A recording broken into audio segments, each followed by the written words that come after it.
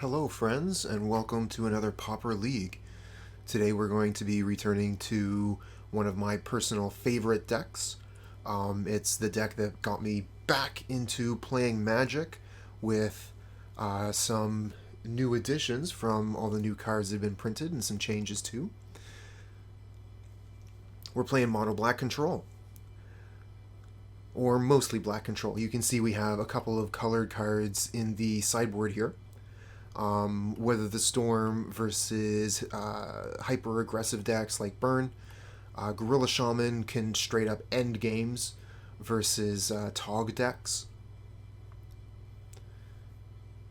And then the quality of cards available for Mono Black Control is actually extremely high.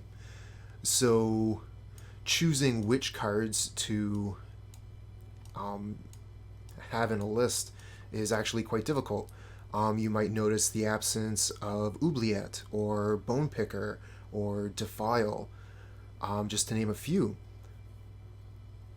But I saw this list, or a list very similar to it, being played recently, and I thought, it's been a long time since I played Mono Black Control, and I want to give it a try. I liked the idea of splashing colors in the sideboard. And having access to Thriving Moor, Golgari Rot Farm, and Bonder's Ornament to make colored mana, it's not going to be too hard, I hope, to cast these spells. Only 2 lands. This is a very slow hand. But we have the cast down. If we draw into land, we're going to be okay. We're going to keep this, but it's definitely possible that this hand just withers.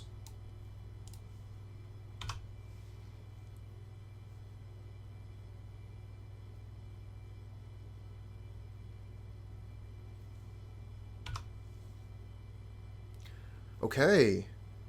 Golgari Rot Farm changes everything.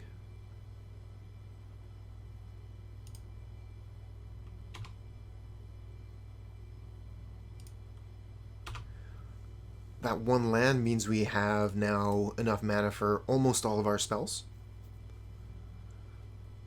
Okay, so Overgrown Battlement, we know what this is. It's walls. Phyrexian Rager. So they only have the 1 battlement right now. They're not making a ton of mana. We get rid of the Phyrexian Rager, that's even less, but I think we just Chittering Rats here. Kind of slow them down a little bit. But honestly, I don't think we're going to be... I think that we're kind of on the wrong half of our deck here. If we had more removal spells, we would feel a lot better. Hey there, Cherry. Mono Black was the first Moto deck I didn't lose money playing. Oh, that's fantastic. Because of pricing when I got into Moto, Mono Black Control was one of the more expensive decks to build in Pauper. So I built Stompy to win enough tickets to buy Mono Black Control. Okay, so if we play Thorn of the Black Rose... Thanks. We play Thorn of the Black Rose, they have 2 attackers, but they have so much mana next turn. Maybe we just Chittering Rats again. Chittering Rats worked pretty well last turn, and then maybe we can Grey Merchant after that.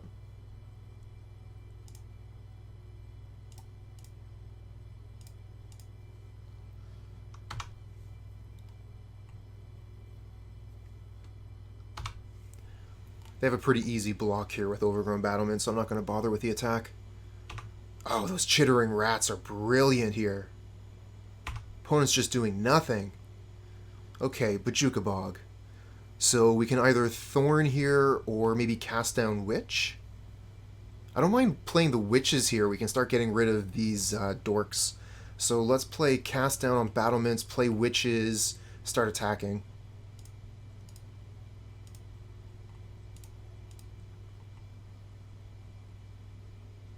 Oubliette was never expensive online.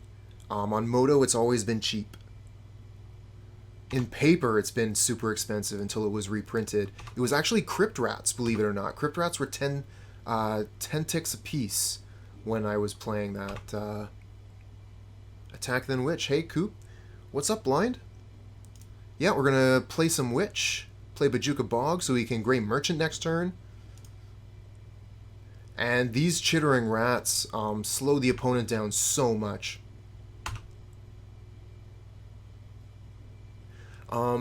Also, Thorn wasn't actually printed yet. Actually, when I first started playing Mono Black Control online, Grey Merchant hadn't been printed yet.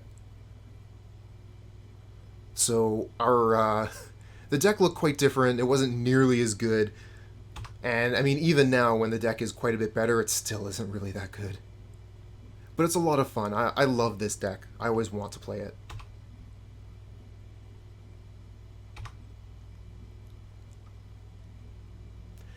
That is a little while ago. Hello, Screeves. Thanks for joining us. Spoiler alert, I've been playing Magic for a long time now. Since the Ice Age.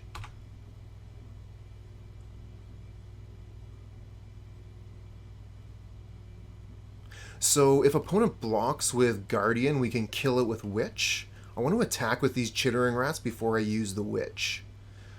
They don't have access to red mana, so they can't Tinderwall to kill a rat. So let's just attack. See how they block. Thanks, Blind. I mean, the Ice Age wasn't that long ago, right? Give her 20 years, give or take?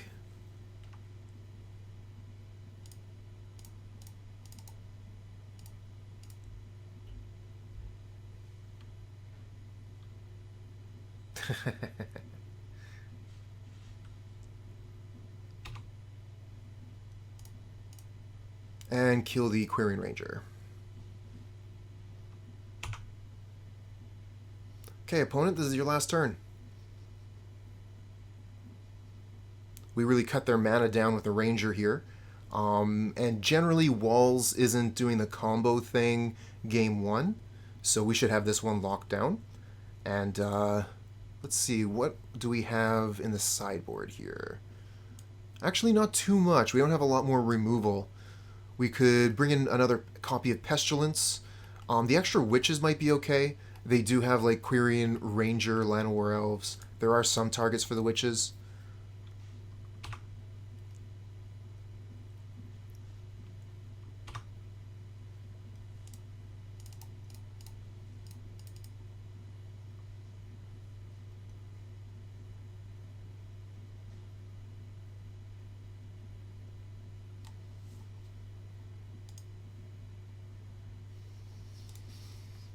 Alright, so... No. Pestilence is a yes. I think we can bring in the Witches, potentially. Evincar's Justice isn't really that hot. A lot of their creatures are going to be 03s, 04s. Duress could potentially hit Winding Way and Lead the Stampede, which isn't terrible. Echoing Decay, I think, is just going to be one of our worst removal spells. I mean, it hits Quirion Ranger, so that's probably enough reason to keep it.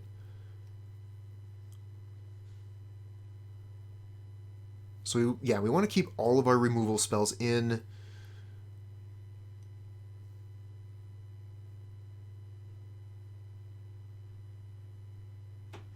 Oh, that would be wicked.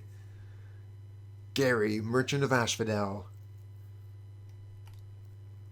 The Coin Carrier.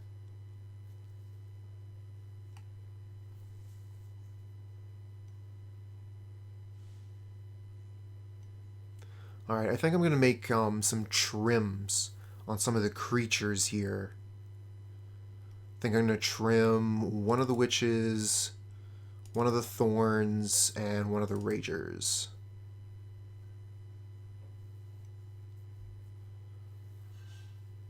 So we end up bringing in one Witch, and Pestilence. Okay, that's fine.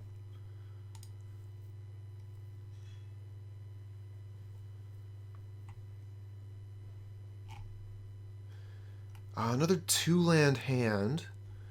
Unfortunately, we don't cast the Witches with it. We have access to Edict, but otherwise, our hand is not great. We got pretty lucky last time with our draws. I think we're still going to keep it.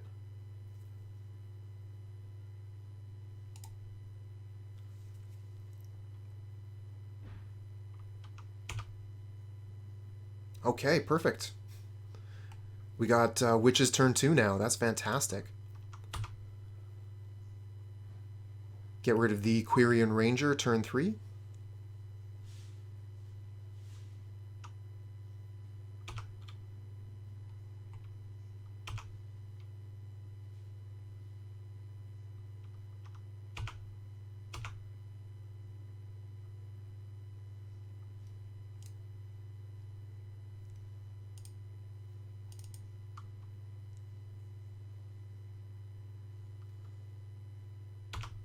Lucker.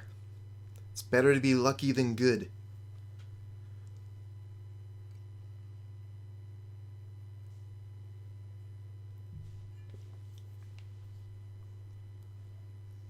Now they are going to have access to an absolute ton of mana here, unless we can draw a targeted removal spell off the top to kill the Guardian. But killing the Phyrexian Rager here is pretty important.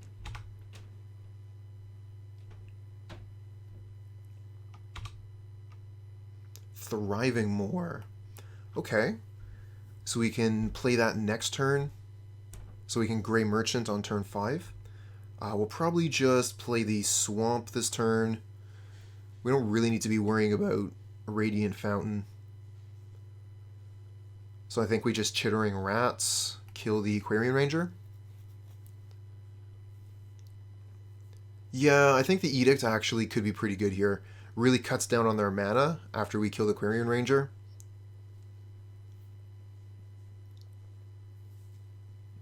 So it's pretty close between cutting off their mana and cutting off their cards.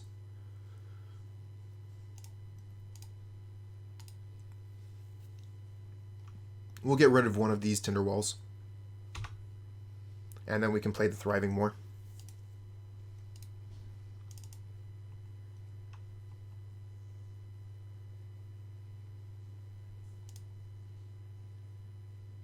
Okay, we're going to name blue here because we have no colored cards in the main deck or sided in here.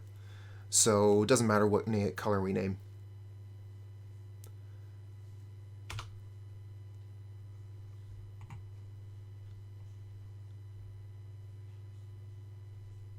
Four cards.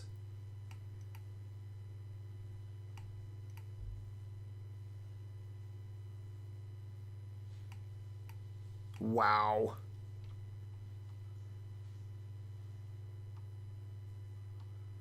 Oh, damn, you're right.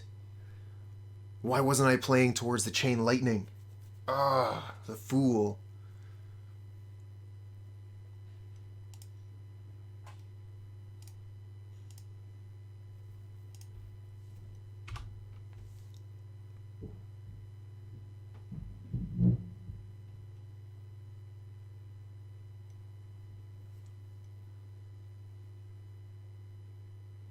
Ooh. Blind, name white to threaten them with Ephemerate. That's a pretty cool idea. Actually, thinking about the various cards that exist in the deck, Ephemerate would be pretty cool in this deck. So Acolyte obviously is a pretty big problem.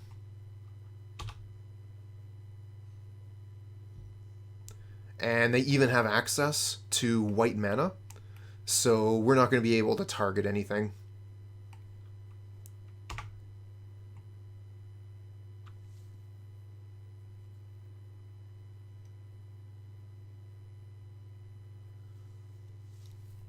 They're going to be able to play the Alchemist next turn, which gives them unbound mana. So they're pretty close to winning.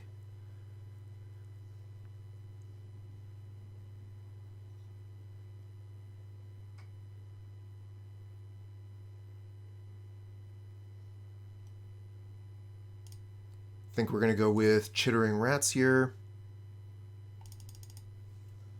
Get some more devotion onto the board. Our route to winning now is basically through devotion. Obsidian Acolyte means we can't attack to win.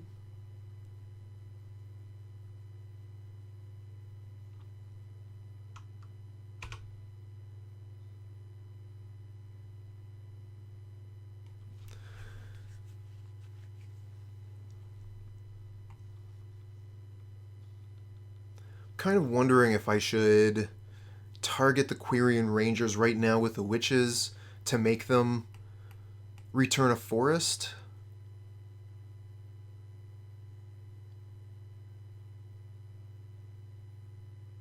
Or if I should wait and try and do it in response to something.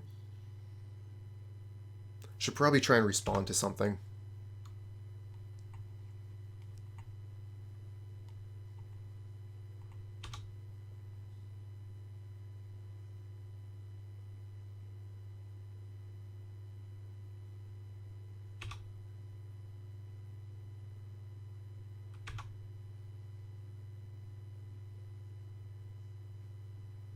Okay, so they have no cards left in hand, but they have infinite mana. Just the most mana forever.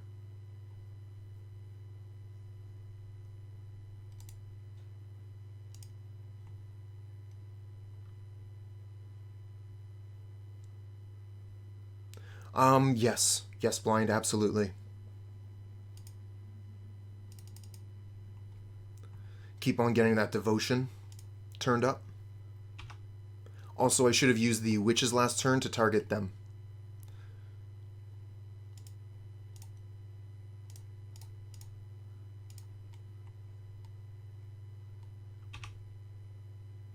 Ooh, Snuff Out.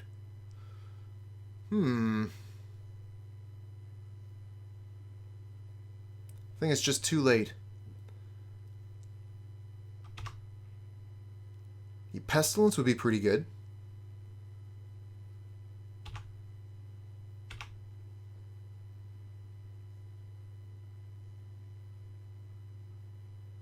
Okay, just more mana. No worries.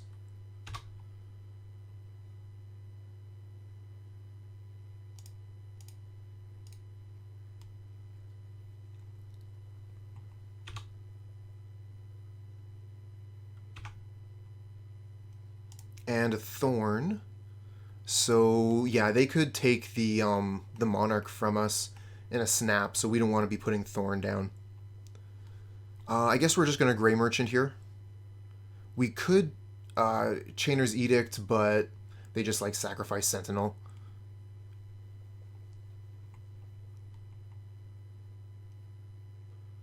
We could draw a card with Bonder's Ornament. 4, 5, 6, 7. I think I'm just going to play the Grey Merchant. The draw is fine as well.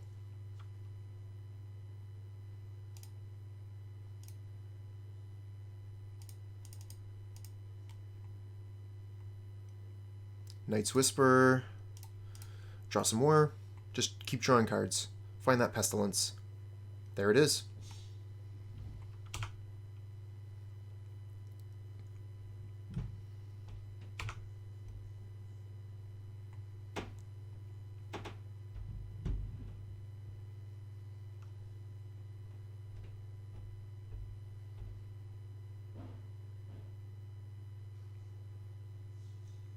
Okay, this looks like something. Mole Drifter. Okay, so they get to draw as well.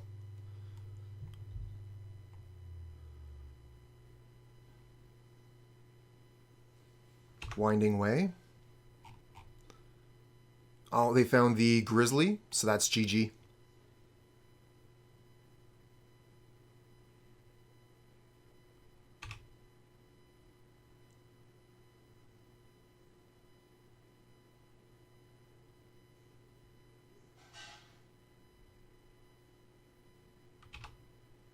Because they have unbound mana in Vivian's Grizzly, they can continuously look at the top card until they find their mana sink, and then they'll kill us.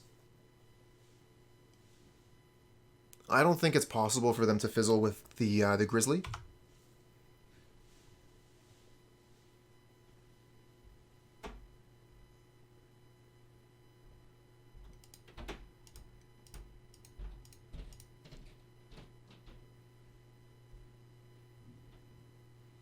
I mean, we could chew up their clock, and if we were trying to totally spike it, that might be a line, but that's also kind of boring TV. So I'll kind of explain what is going to happen. They just make a huge amount of mana here. With the Galvanic Alchemist, they're able to untap the creature. So every time they tap it, they're making mana, unbound mana. Vivian's Grizzly, they cast it. 4 mana, look at the top card. If it's a creature, you can reveal it, put it into your hand. So they can basically draw all the creatures in the deck, but they're only really looking for one. And that's going to be the one that says either 3 damage, 8 mana, 3 damage to a target, or 8 mana, drains 3.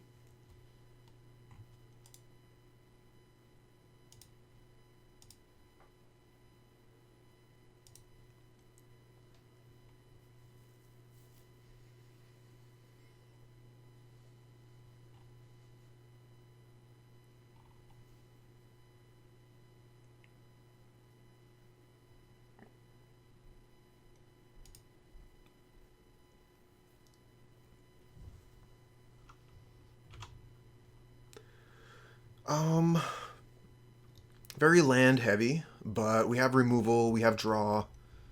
We're going to keep this, hope we get some good cards off the top.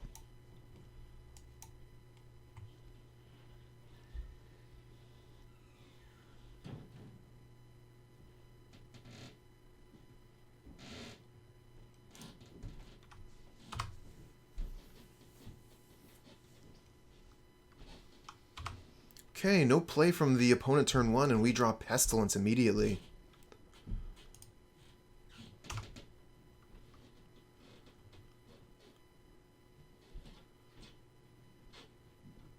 Okay, turn 2, Winding Way from the opponent.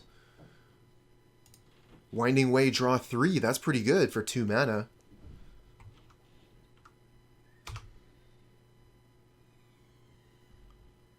Oh, they have to discard a card? Rot Farm.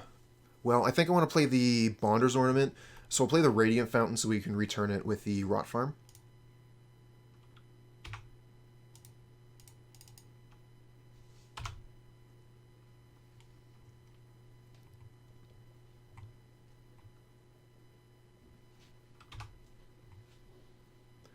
Now, one of the important things to remember with Pestilence is we need a creature to remain in play. But if we Pestilence here for 1, we get to take care of 2 of their creatures. Pestilence for 1 is going to be awesome here.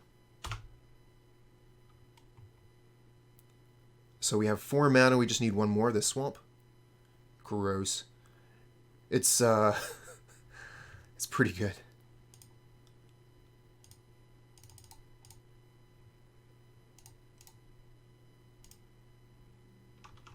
Go. And we have Snuff Out waiting in the wings.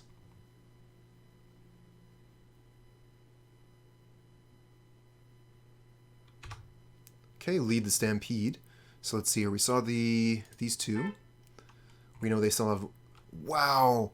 They just drew 5. Nice one. Double Tuk-Tuk, Axebane, Battlements, and Mnemonic Wall.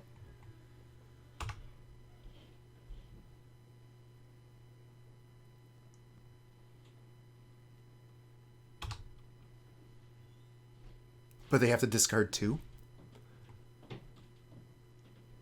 Okay, they discard Mnemonic Wall and Muldrifter. We'll mark those off. And we draw Bonder's Ornament. Okay, 5 mana. Let's Grey Merchant. We have Snuff Out waiting as backup. This way we can kill all of their creatures and keep our Pestilence around. Suffering from success. Stop discarding so much, opponent.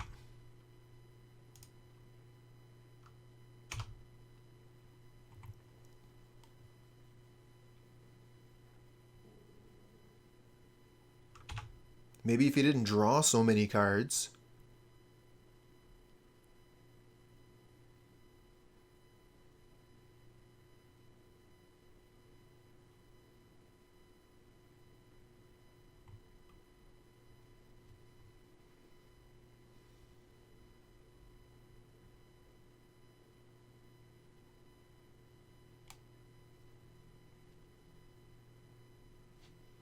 So they're really going to be looking for the white creature at this point.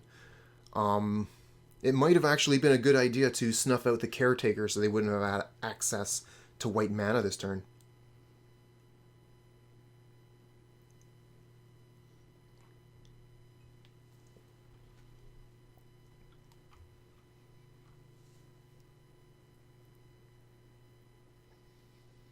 Here's Tuk Tuk.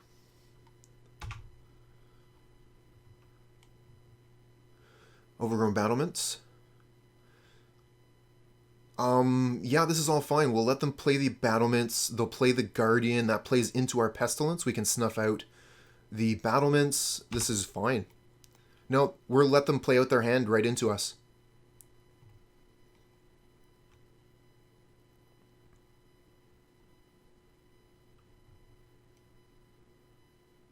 Okay, so we've got these ones. They still have a few cards in hand. This is the point where I really want to snuff out the Tuk Tuk.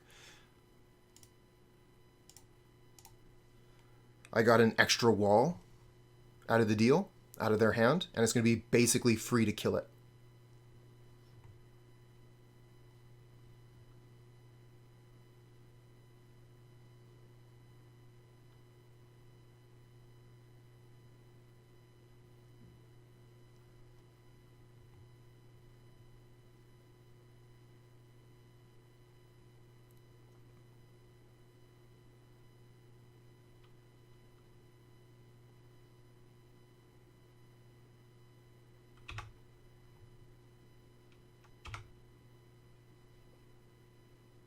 Chittering Rats.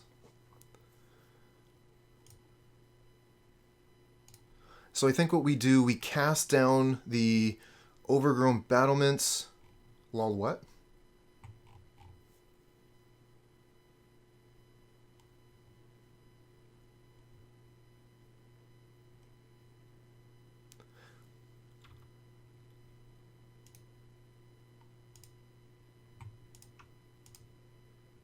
It's the reaction on Snuff Out.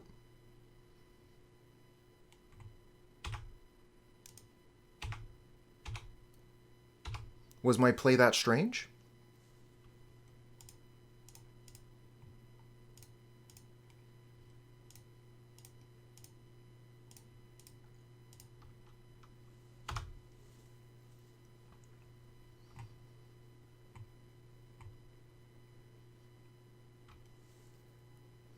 You got no idea where I'm coming from. Left, right, center, who knows? Snuff Out. Bam, gotcha. Oh no. Oh, this is one of the matchups I really didn't want to see today. We're playing against familiars. This is going to be brutal. If you didn't know already, Satan Raken makes quite a few appearances on our stream. They're a very talented familiars player, and we lose most of the matches we play against them. I've been pretty lucky.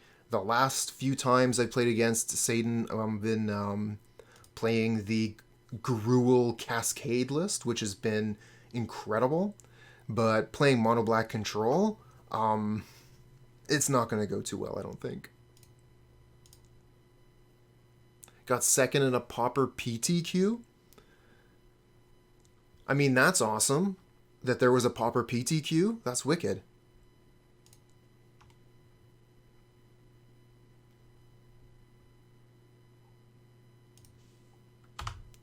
Alright, we'll play Swamp and let Raken know that we're not playing Cascade.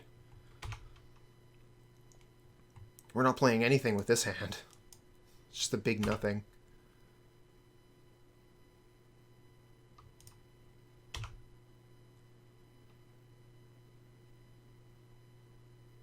Gonna want to try and save the Snuff Out for the Familiar.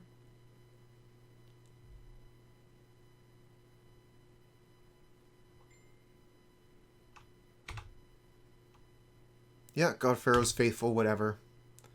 Oh, come on, more lands. Lands forever. Let's go.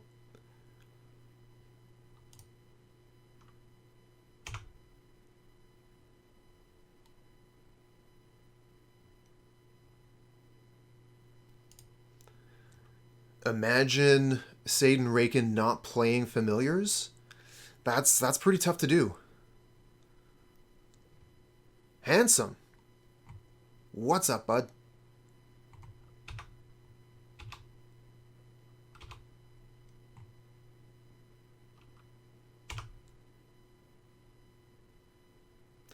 No kidding. Twiddle combo.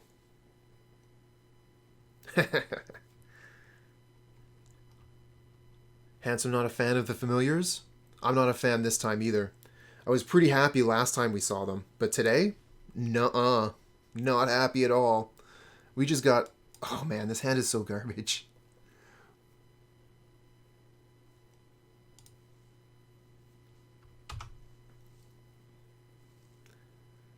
Alright, well I'll tell you what, Screeves. Next time we play mono black control, we'll splash white for Ephemerate.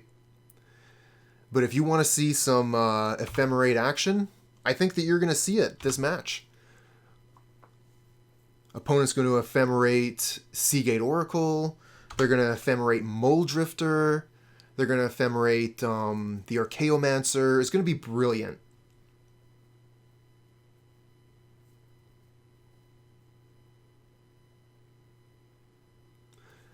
I mean, playing Grey Merchant to the tune of 2? Yeehaw, it doesn't even attack well.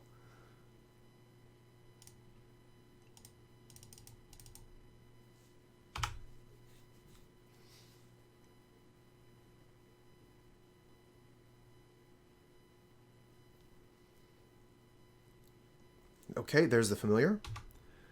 They do have counter magic up. Let's see if we can snap it with the Snuff Out right now. Get it. We could have also targeted the Seagate Oracle, which they're snapping, but I really want to get rid of that familiar in particular. This does mean that they get to untap.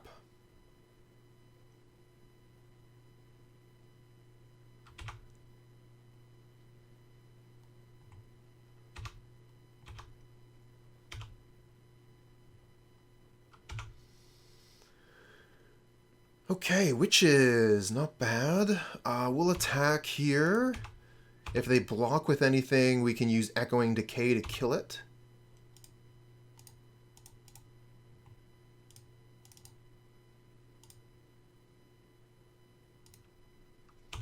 And we'll name white with a Thriving Moor to represent Ephemerate. Now they're gaining some life. They have 9 cards in hand. Wow. So many resources. I'm a little bit jealous.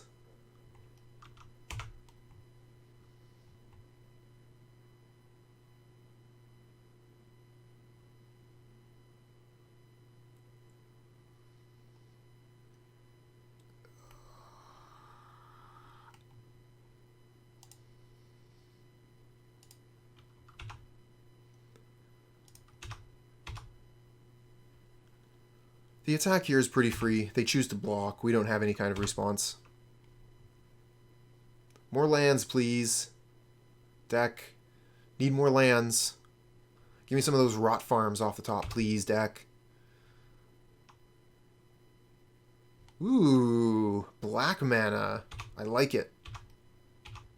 Okay, so they have the Archaeomancer. They have a familiar. This is almost GG.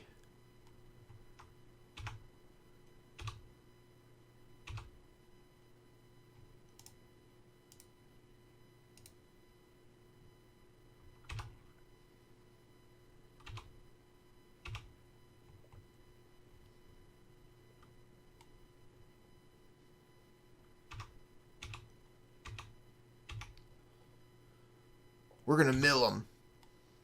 They're almost halfway through their deck, chat. Yeah, that's true too. I could definitely do that. Save on time. That's 4, 5, 6, 7, 8. So 5 and 7, we should have enough to cast both.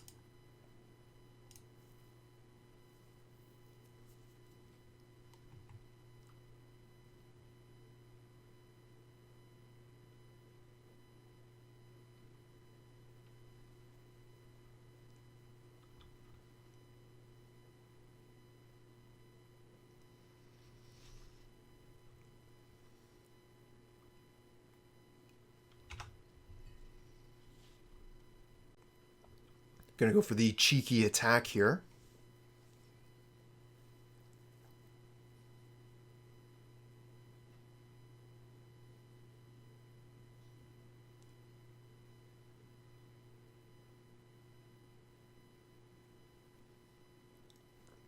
Not particularly, Screeves.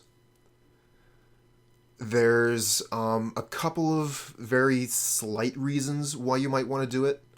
I own the Snowlands, so I just go ahead and do it, and if I can, I put Snowlands in basically all of my decks now. Especially in Pauper, there's 0 cost to using Snowlands. And if it makes the opponent think, just for a second, why are they playing those Snowlands? I mean, that's worthwhile just in itself. But there's another slight reason, and that is if the first land we play is Snow-Covered Swamp, the opponent doesn't know that we're on mono black control. They might think we're on Dimir Fairies.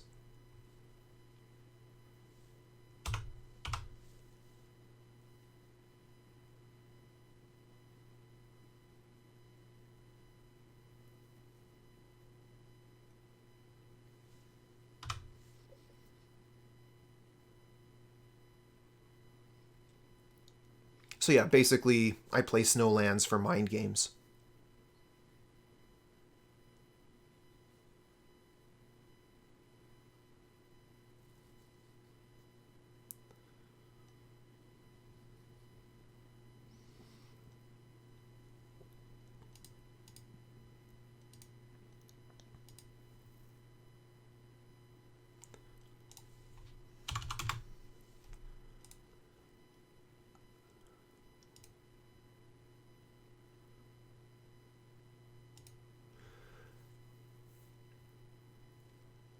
Yeah, they're going off at this point.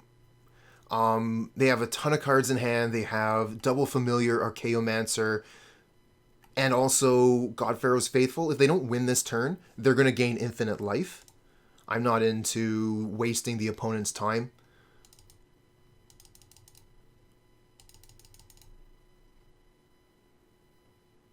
Not sure I want the Duress.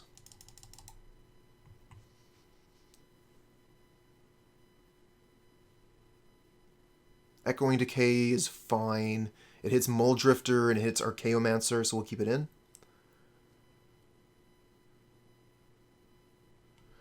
Thorn. Thorn is probably fine.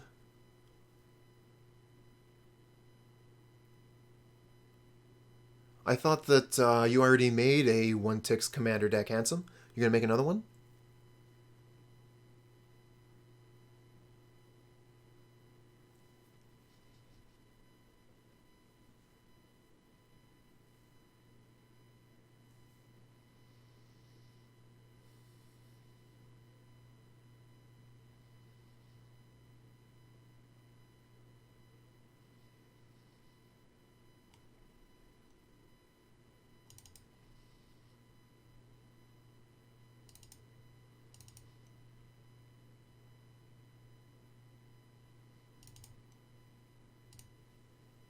Sweet.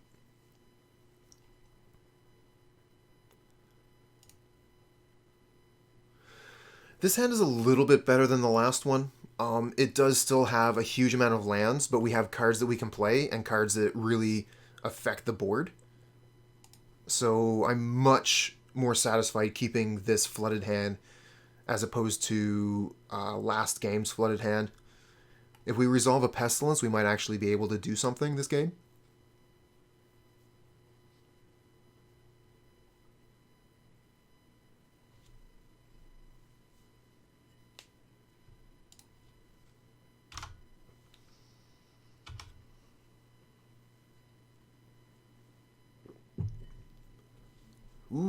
Night's Whisper off the top. And we're on the play, so that's really good. We don't have to discard.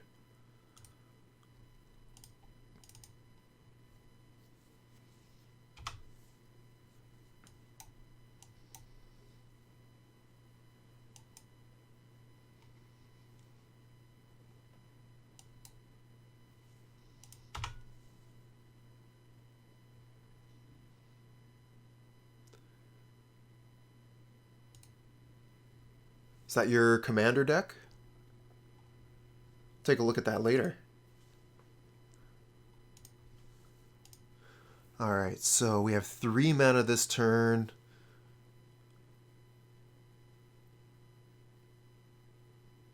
It only costs... What? I thought the cheapest cards would be 1,000th of a cent.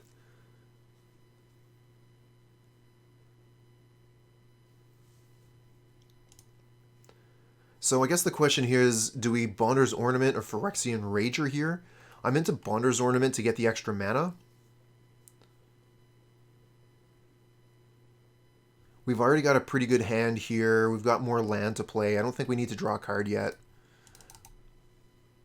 Of course, if we were playing green and we had the Llanowar Visionary instead of the Phyrexian Rager, I would have slammed the Visionary down. Do we have time to be slow? Yeah. We've still got plenty of time.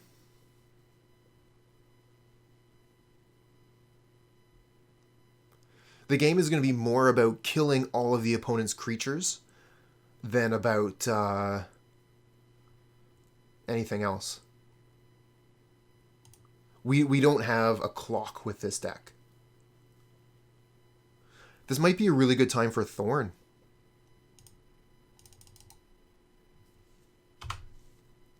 Doesn't get countered. Opponent has no creatures to attack with.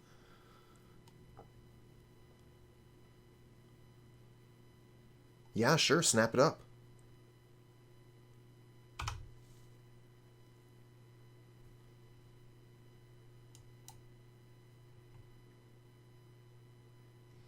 One, two, three, four, five. Okay, so... we could play the Pestilence and then wait for their turn to activate it.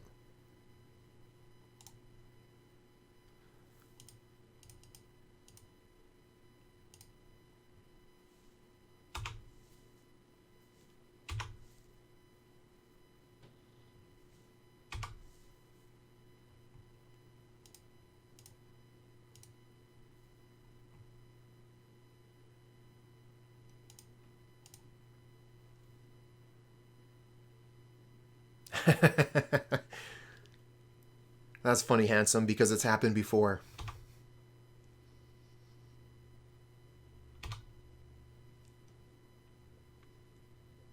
Hey there, JDX the Kid.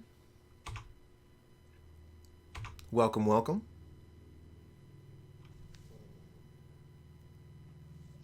So 5, 6, 7 mana total. We could do Phyrexian Rager, Thorn. We could put Bonder's Ornament down, another Rager. 4-1 yesterday with Phoenix. Congratulations.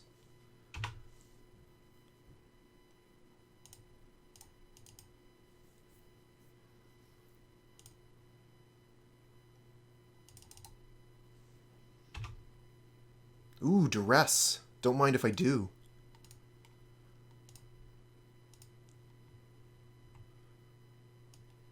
They have a cast down and a negate.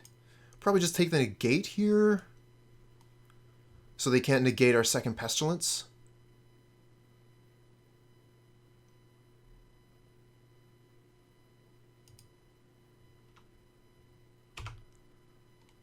Bant Control? Who plays Bant Control? Who doesn't win against Jund, though?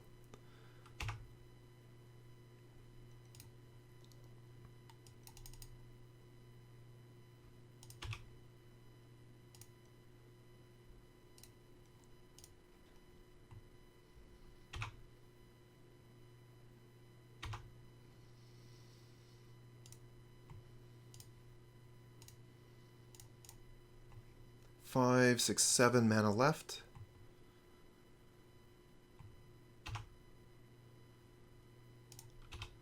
I think we'll probably play Grey Merchant pass.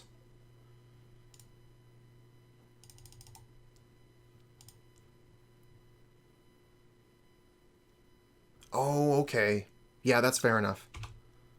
Been a while since I've seen that deck, though. Okay, there's the cast down.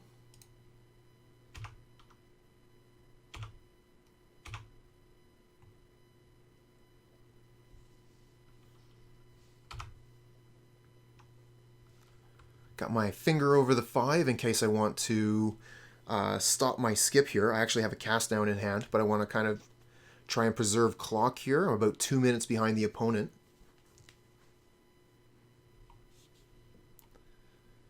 So glad they unbanned Stoneforge Mystic.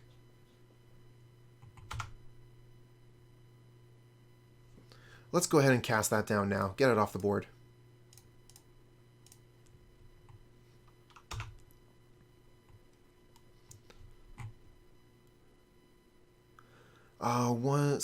So that's 6, 7, 8, 9. So we could put down Grey Merchant and Pestilence.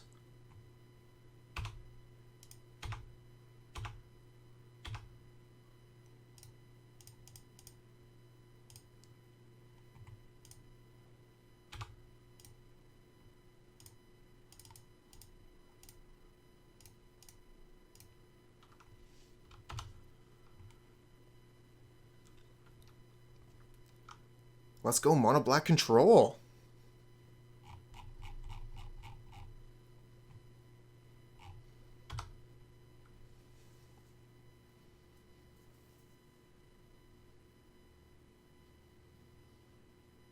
Ghostly Flicker.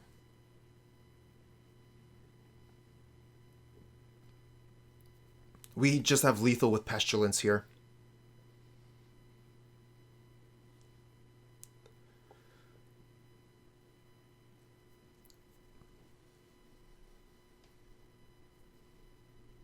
They're tapped out. Pestilence wins.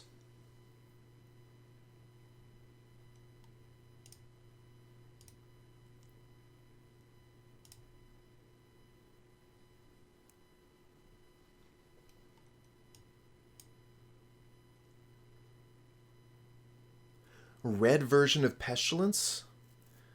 I'm not too sure which card you're referring to. But just because I don't know it off the top of my head, I would say it's probably not legal. While I don't know every card that's legal in Pauper, I do know most of the good ones.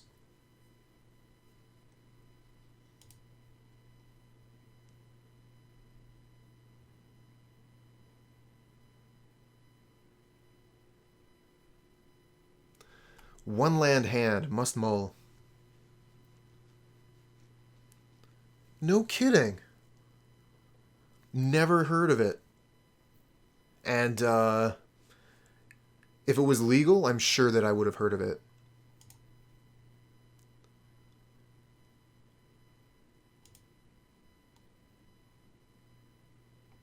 Think that we probably get rid of a swamp here. We have Rot Farm to make the lands really count. Not too much of a fan of this hand. Really liked the hand for game 2. Let's see what we can do with it.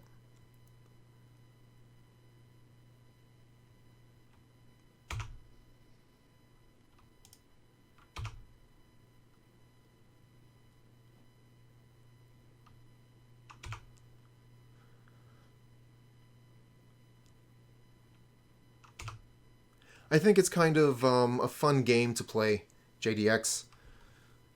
Like, kind of picking on the old man. Who's that over there, sitting on the porch with their shotgun? Get off my lawn, kids! Jund is so old. That's why people make fun of it. I kind of want to get the Rot Farm down, but I also kind of want to have access to cast down Snuff Out.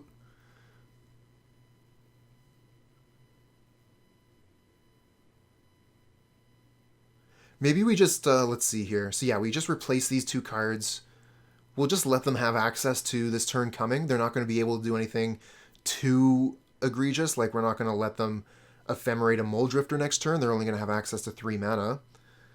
So yeah, I think we can just put the Rot Farm down.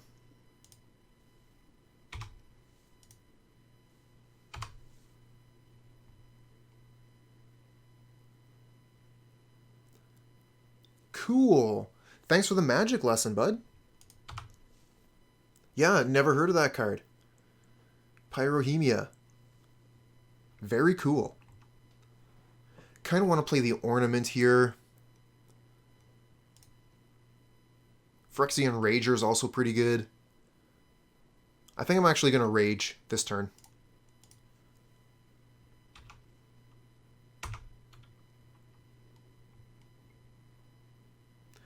Silver Black and Peasant. Peasant is a format where it's all commons and you get 5 uncommons. And so the uninspired name Silver Black is just, you can play commons and uncommons, but no rares, no mythics.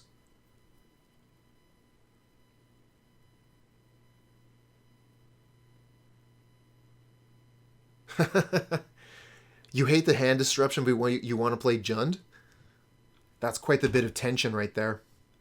So they have 2 mana open and a God Pharaoh's Faithful. They could put out counter magic this turn. So if we try and put down like a Thorn of the Black Rose, they could counter it.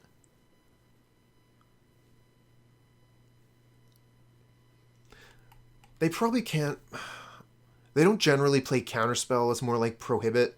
So our big mana spells might actually be safe here.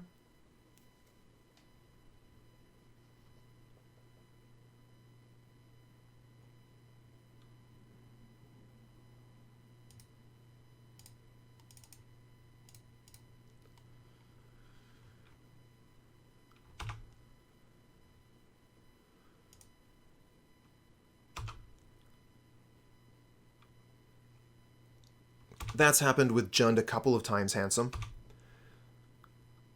Jund has this weird effect where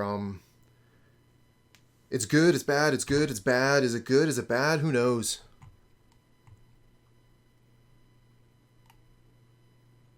Oh, the recoil on my Rot Farm. You jerk.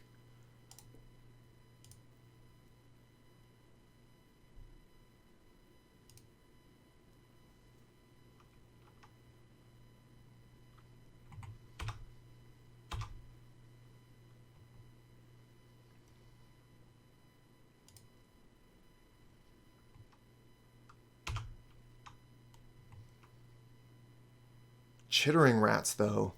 I like the rats. I think I'm going to Bonder's Ornament Duress, though. That's probably the best play here.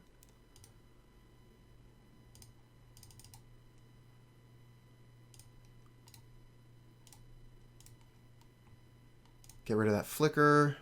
But they have the Archaeomancer in hand. Ugh, that's rough. Smash in for some damage.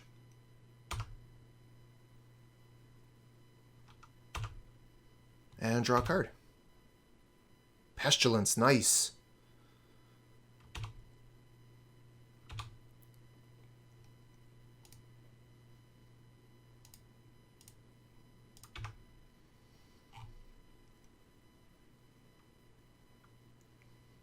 Another recoil? That is so brutal. They drew that too.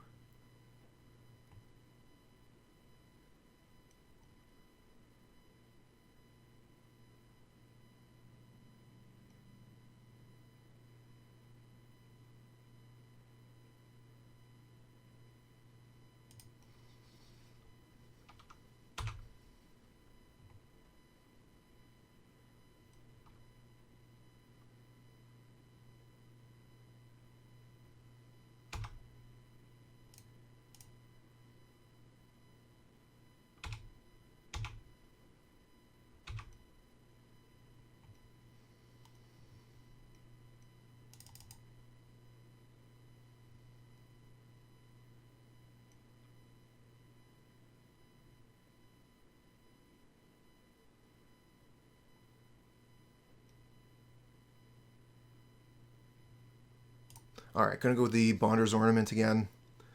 And put down the Rot Farm. And pass. That was a bad play.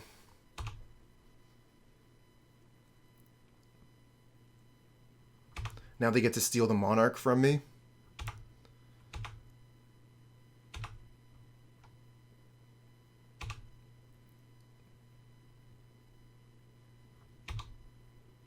Mulldrifter off the top. Now you see this here, how they put the draw 2 cards over the Evoke. That means they're giving themselves the chance to draw into Ghostly Flicker, which they just did. One of the opponents we played against a couple of leagues ago stacked them the opposite way, and they wouldn't get the opportunity to draw the card that lets them keep the Mulldrifter.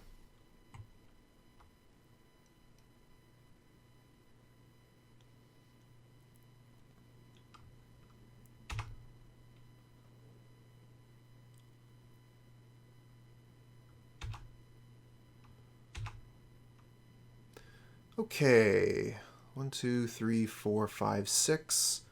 So we can Pestilence for 2.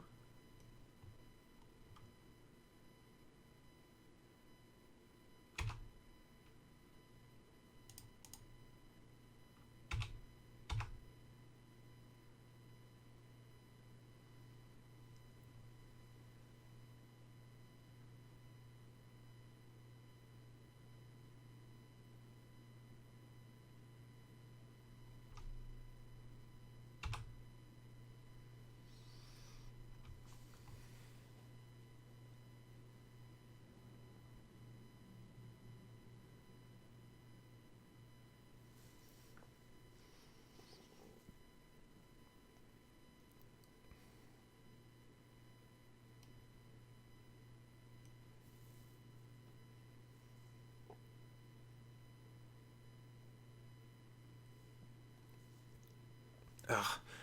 They had so few cards in hand until they did that Mulldrifter thing. Now they just gassed right back up to max.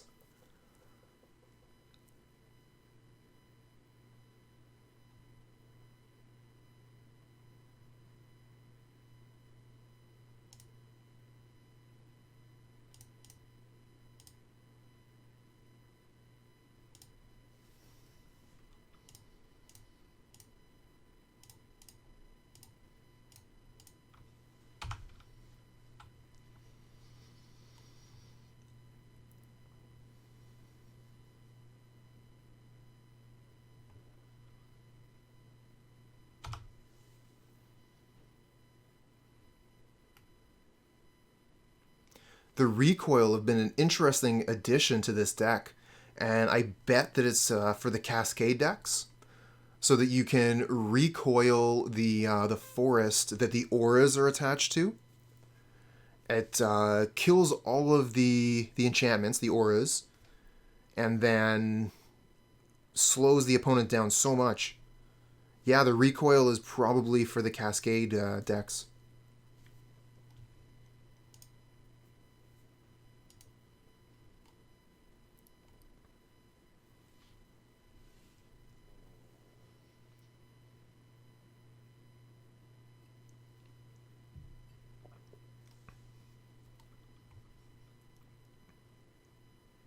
Oh, damn, another recoil.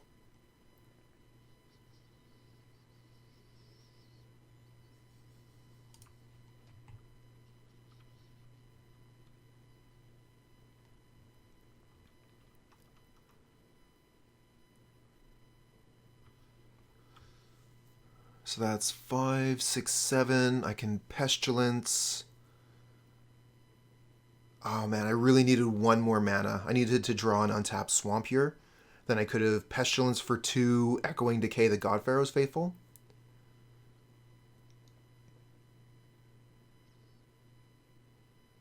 But as is, I can at least put the Pestilence back down, get the Archaeomancer off the board.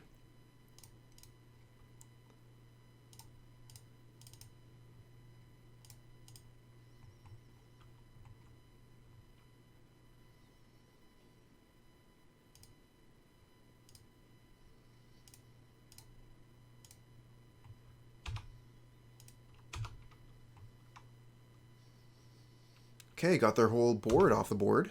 Nice.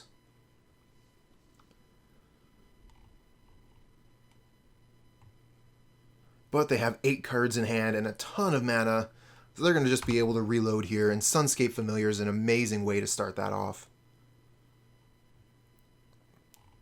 Nature's Chant for a single mana to get rid of the Pestilence. Because Nature's Chant is a green card, Sunscape Familiar actually reduces the cost. So that's why they play Nature's Chant over a Disenchant.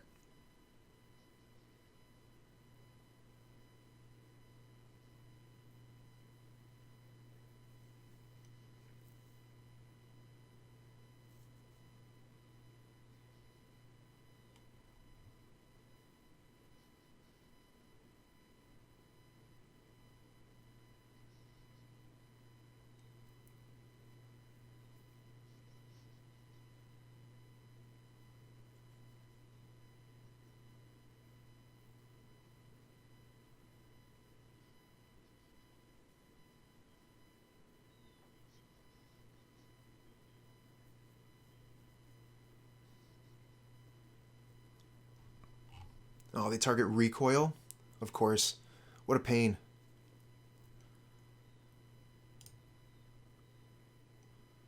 Well, at least we can get the Monarch back because of that. 1, 2, 3, 6, 7, 8 mana.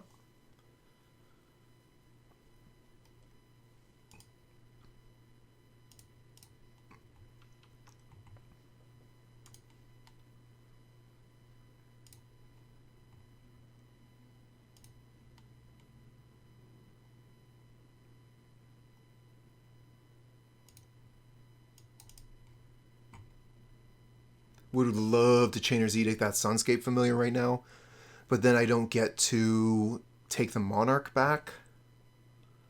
On the other hand, like, letting them keep the Sunscape Familiar is pretty atrocious.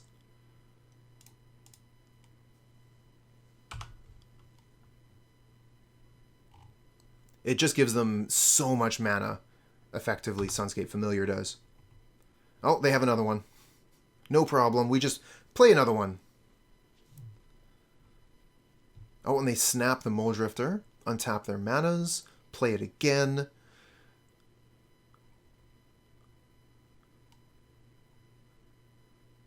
But they have less than half the deck left, chat. We're going to mill them out with the Monarch that they stole from us. That's the plan.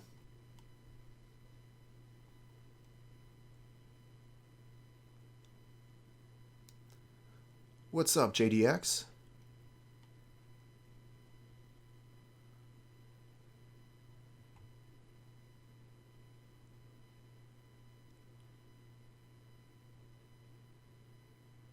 Yeah, keep on drawing cards. Ha ha ha. Playing right into our hand.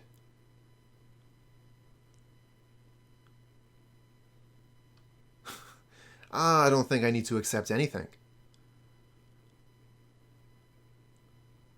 A mill fetish?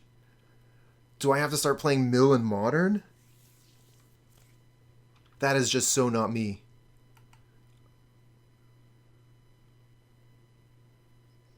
I guess I gotta start playing mill in, damn. Gotta start playing mill in Modern now.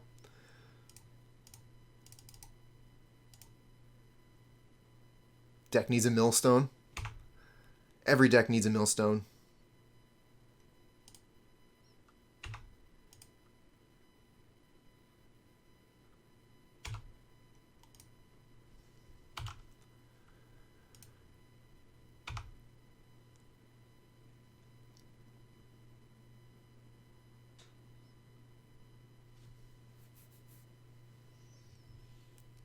Is that another, yeah, that's another Chaomancer. Draw it with Ponder.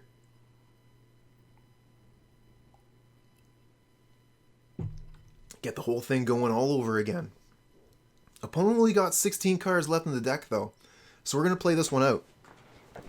And see if there's any possibility of decking the opponent. But they might be able to do some sweet combo stuff here. And then Let's see here. They might be able to just kill us in combat in a couple of turns. Just hold up counter magic so that we can't gain life. And yeah, they'll be able to kill us in less than 18 turns with the 2 Mull Drifters, as long as they don't continue to draw cards with cantrips.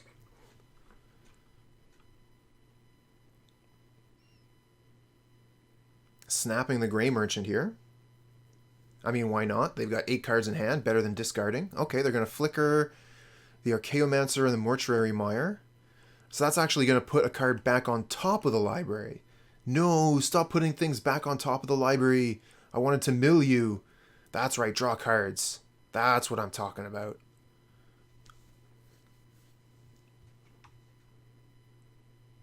Yeah, take more cards out of that deck.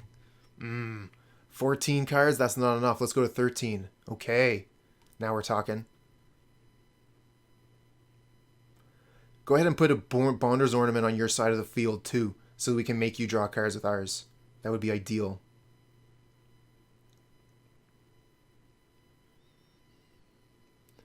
Four, 5, 6, 7, 8, 9, 10. So we can play 2 Grey Merchants back to back.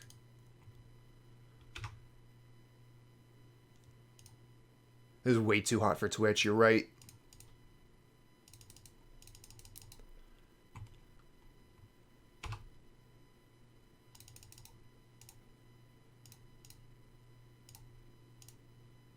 Oops, cancel that. Not that one, this one.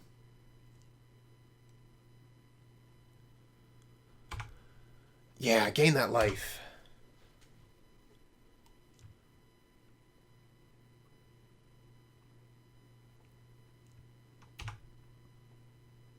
Alright, now, Ephemerate a Mull Drifter, please. Archaeomancer. Yeah, that's the right play. Return Ephemerate, so that you can now Ephemerate a Mull Drifter. No, another Archaeomancer. Targeting Recoil. Quit recoiling my things. Targeting a Rot Farm.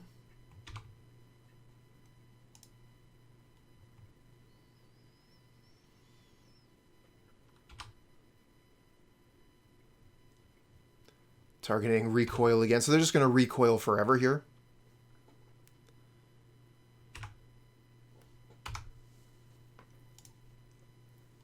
Get rid of Thorn. We don't want to take Monarch back. Chaomancer. Get back Snap. Snap Grey Merchant. This is infuriating. This is Pauper. It's Value Town. I got some friends that love playing from the other side of the table. Like when you're playing the Familiars deck, it feels like you're so powerful. You're doing all these things. It's so cool.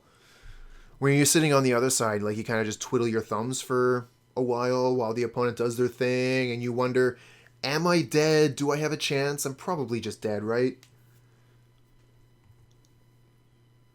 But here I am trying to stay alive for 5 more turns when it's totally impossible. Nice attack with a God Pharaoh's Faithful there. Send a message.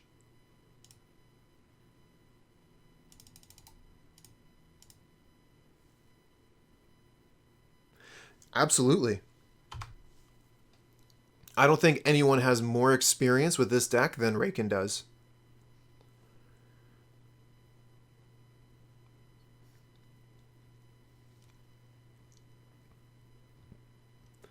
So let's see here. That's 5, 6, 7, 8. There's no chance we're going to deck them.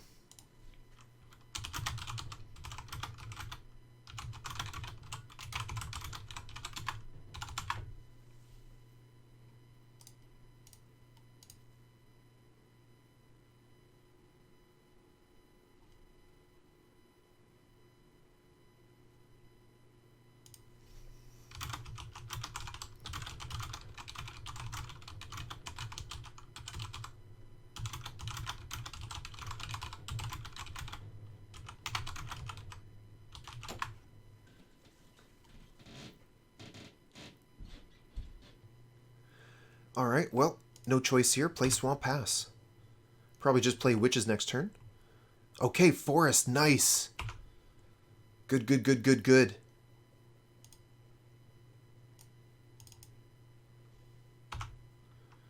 This is Walls. We got a chance. We can beat Walls. We've done it before. We can do it again. Oh, no way! Opponent just scooped him up on turn 2. That's ridiculous. How did this even happen? Are they going to, like, concede the whole match here?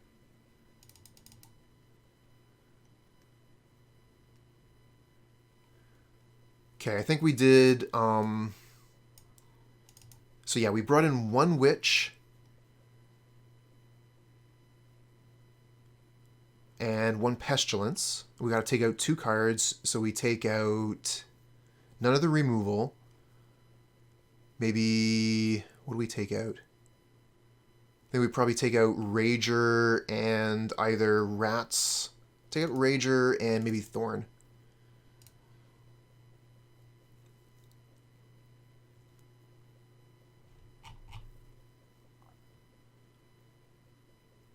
Okay, well, they're sticking around for another game. This hand, we can't keep it. It only has 1 land. This hand we can keep. It's Gas. We'll get rid of 1 of the Pestilence. Only really need 1. 2 is good for insurance, but we can play 1 carefully.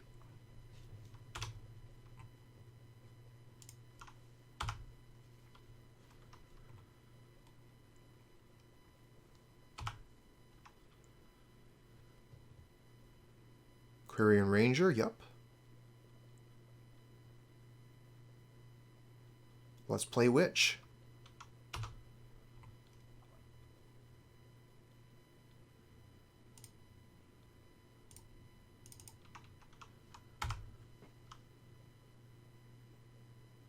No concession to the Witch immediately this time. It's basically the same board.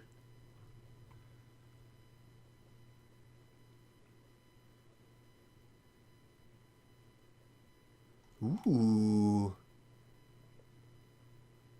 Ooh. That's a really cool one. I don't know that I've ever seen that card in Pauper. Ivy Lane Denizen. Cool.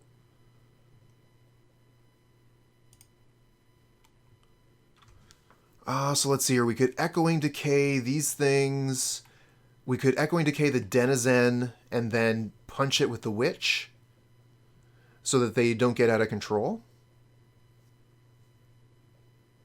Sandpop is a very toxic player, originally a Tron player. Huh, I never really knew their reputation.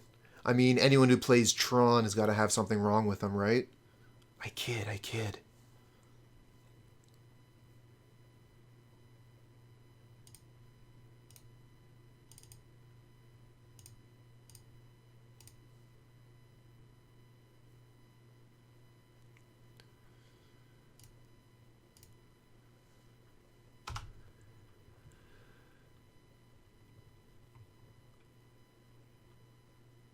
Come on, land off the top. Give me Pestilence. Land off the top.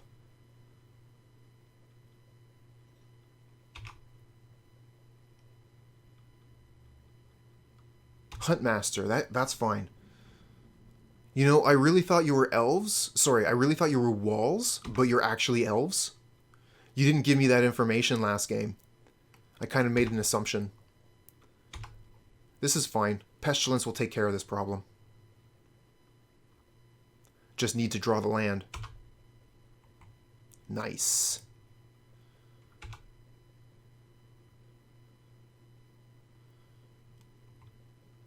Okay. Pestilence go.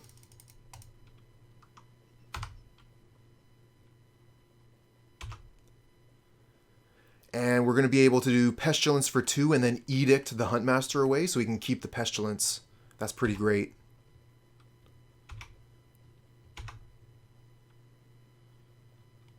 Opponent has 2 cards left in hand, but those cards could be like Weather or, ooh, blue mana. They're going to draw 1,000,000 cards this turn. That's too bad.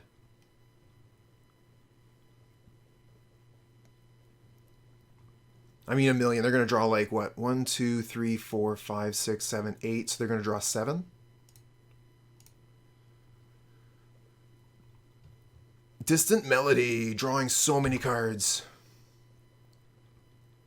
So yeah, they get to reload here.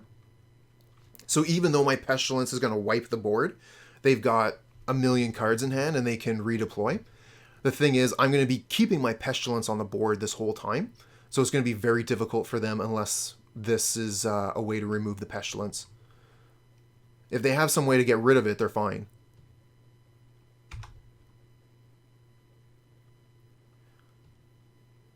You wrote down the song, got more to go.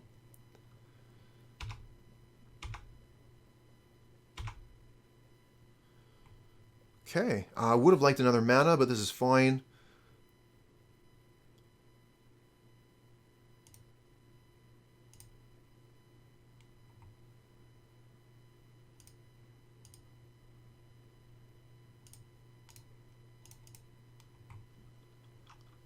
And then we'll just leave the Witches untapped so that we can potentially use its ability. This game isn't really about life totals. Ooh, Spider Silk Armor.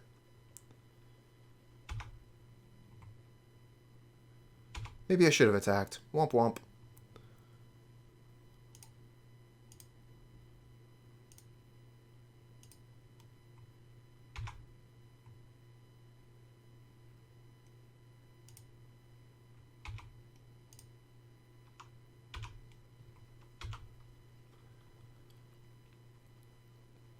Between Witches and Pestilence, we can do 2 damage. Okay, we win the match. Yeah, okay. I'm into it.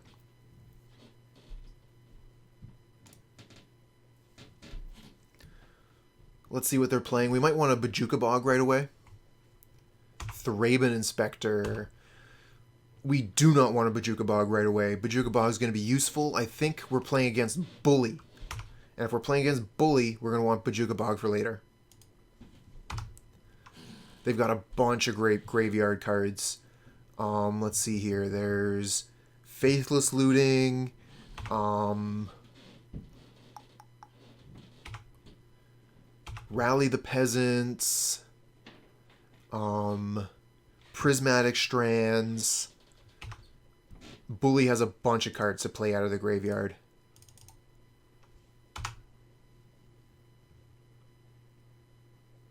Vintage Bug is like 1k on Modo. Wow. Oh yeah, you can spend a ton of money on Magic decks. No doubt, no doubt. I think it's kind of funny when a Pauper deck costs that much. This is an interesting attack. They probably have a Galv Blast in hand? No, like, the deck's not playing Galv Blast anymore. So maybe they have a Rally the Peasants and they want to kill the Witch? I'm going to take the damage. Like, this attack is super sus.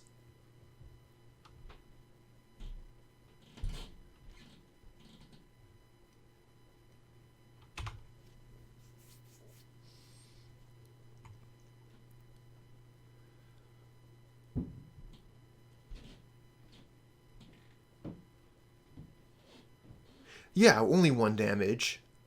We can take that, I hope. Oh, look at this get! So many flashback cards we get with Bojuka Bog. Oh, this is so sweet.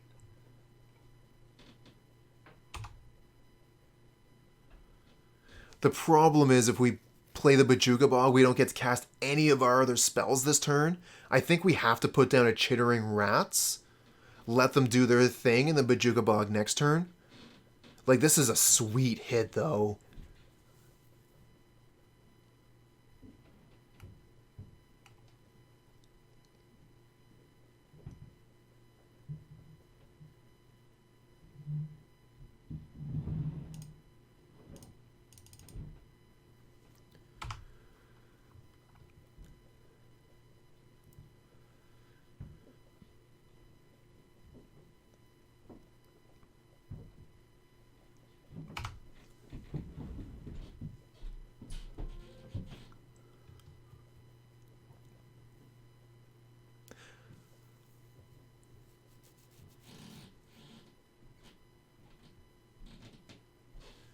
This deck has some really strange art on some of the cards. Like, we have some really, really old cards that had very different aesthetics and very different ideas on what to print. And I mean, look at this Chittering Rats. What's even going on with this? Is this some sort of skinless, spined rat? Gross.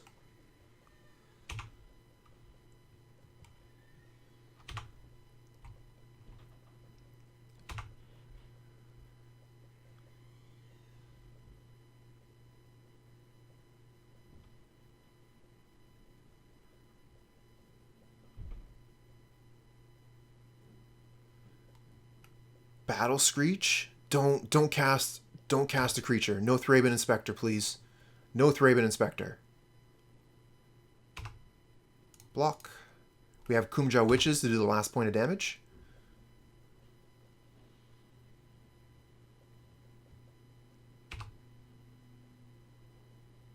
Well, Cuombajj Witches was also reprinted in Chronicles, so it's worth nothing.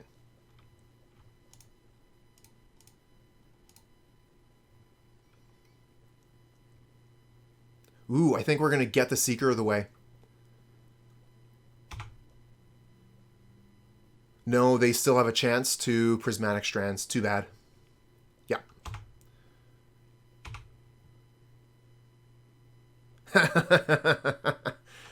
Yeah, I know, right? Because the Chronicles reprintings have a white border, so they're gross.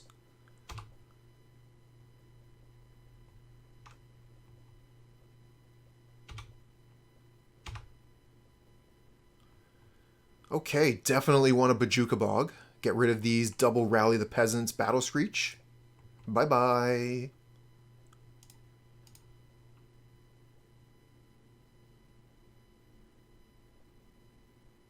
Started playing at the Dark Chronicle. No kidding. Torpor Orb 2. Thanks for the follow, friend.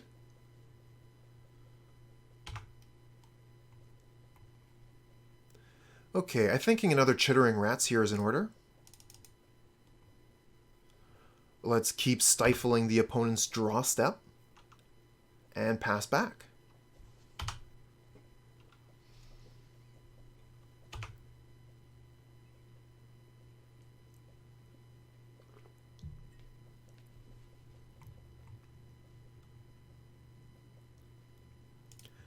So I guess you and I, Onion Lotus, we started playing at about the same time.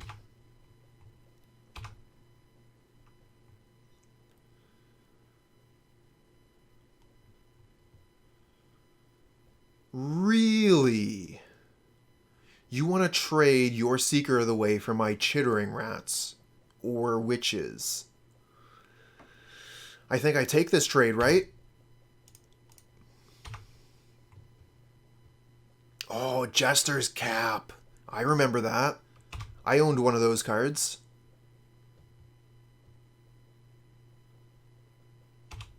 Yeah, Guardian of the Guild Pact is super hard for us to get rid of.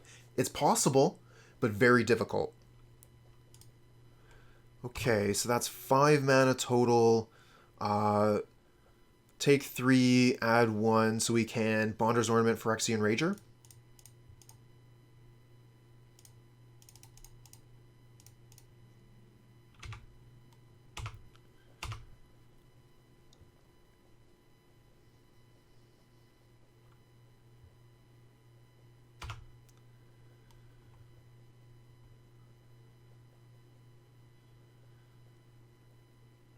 Ooh, Palace Sentinels. They got the Monarch. Monarch's in play. We might as well play the Thorn so we can at least be the Monarch for a turn.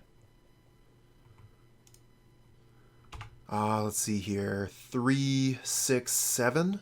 Nice. So we can Thorn and Rat. And then Grey Merchant's going to be pretty sweet after that.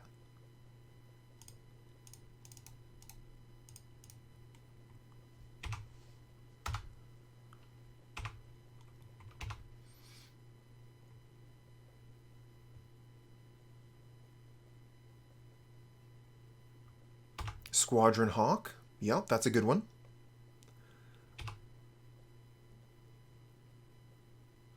We're going to be able to kill it with our Witch. We can kill one Hawk every turn.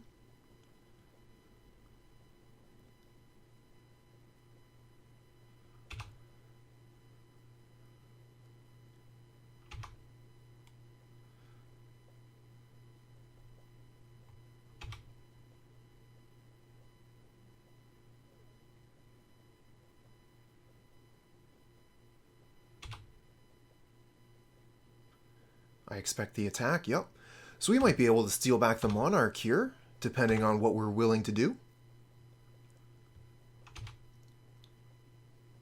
But either way, let's start with killing a Squadron Hawk.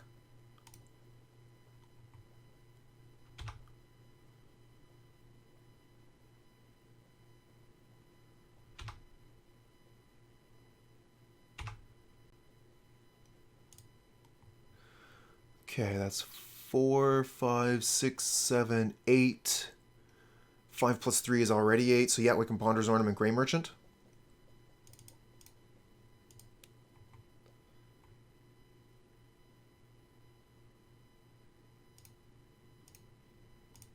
Okay, let's kill the Squadron Hawk and see where they put the damage.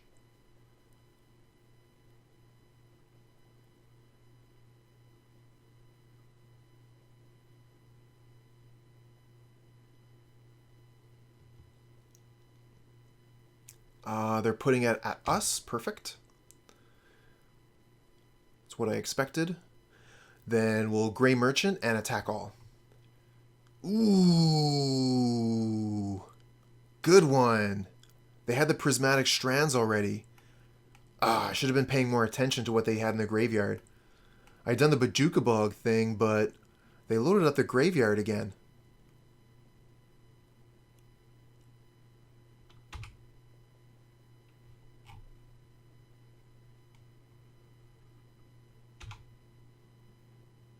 This is loss of life, though, so Grey Merchant's still going to work, even though my attacks won't.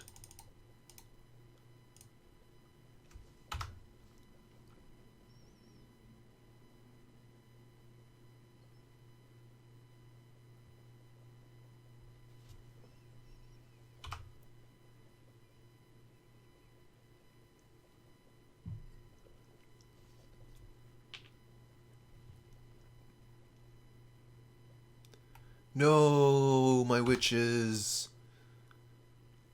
Witches down. Battle Screech. Really gonna need Pestilence off the top now.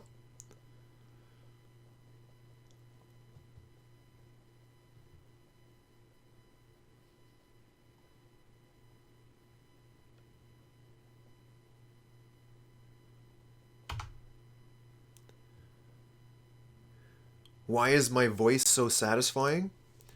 Oh, it's a secret, but I'll tell you. It's not cheap, but it is available. It's just one drop of honey.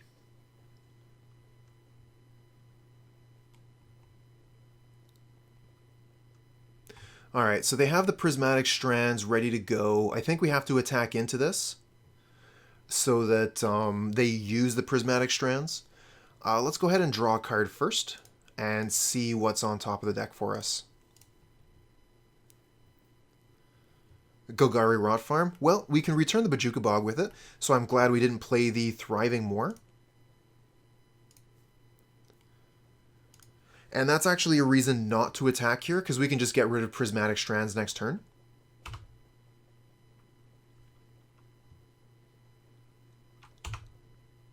Yeah, it is.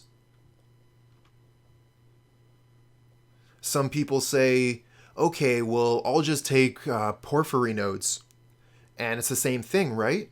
No, no, no, no. No, it's not. There are subtle differences.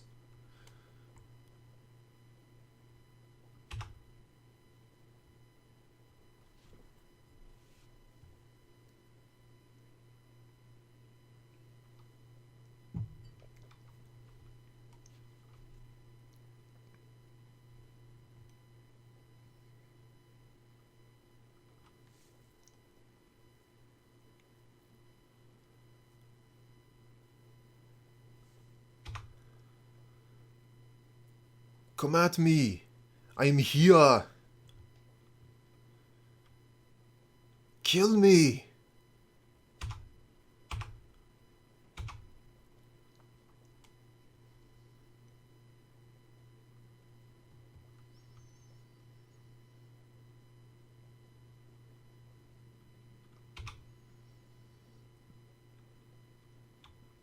Alright, come on. Pestilence on top. Let's go.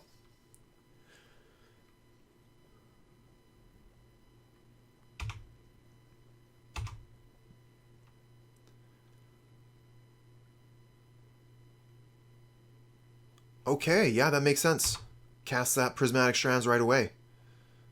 Pestilence on top! Yes! Yes. Good. As expected.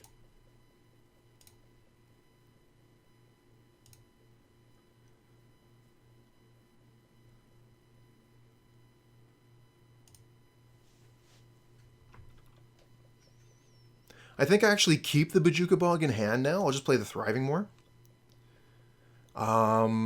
Name white. I don't have any green cards in the deck right now, so I'll bluff Ephemerate. They've already prevented all black damage, no point in attacking. I should have actually put a stop on upkeep here, so that we could have Pestilence before they potentially drew a card.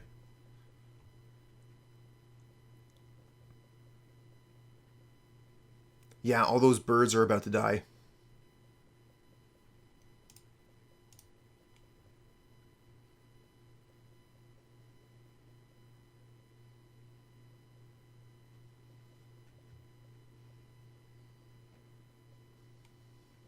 Okay.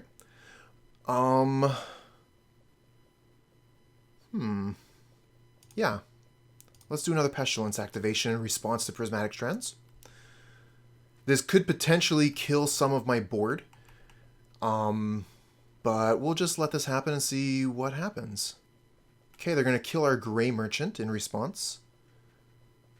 Nothing to do about that.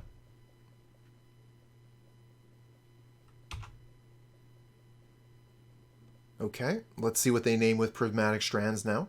I would like to keep these two cards, but if they name a secondary color, Thraben Inspector's about to die. Chooses white. Okay, we don't actually take damage from Guardian this turn. That's cool. 1, 2, 3. Oops, misclick. Is it though? Was it?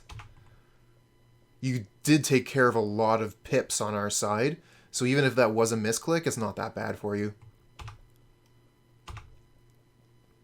Gray Merchant. Decent. Let's Bojuka Bog you.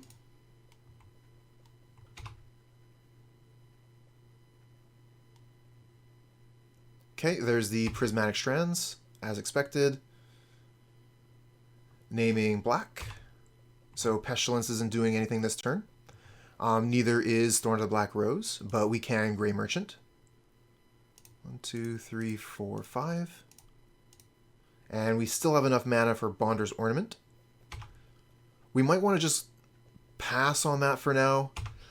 We have the Pestilence up. So yeah, let's just pass. We have 1, 2, 3, 4, 5, 6, and then next turn we win.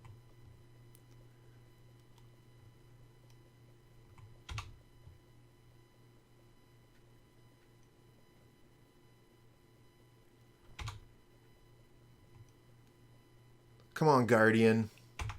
Bring it on over. Okay, on end step. That's where we want to be. Let's Pestilence.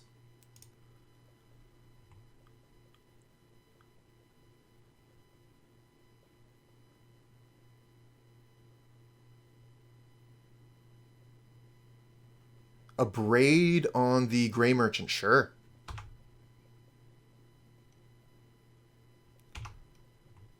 Really don't care about that. I'm dealing lethal damage to you with Pestilence. I don't care about the creatures.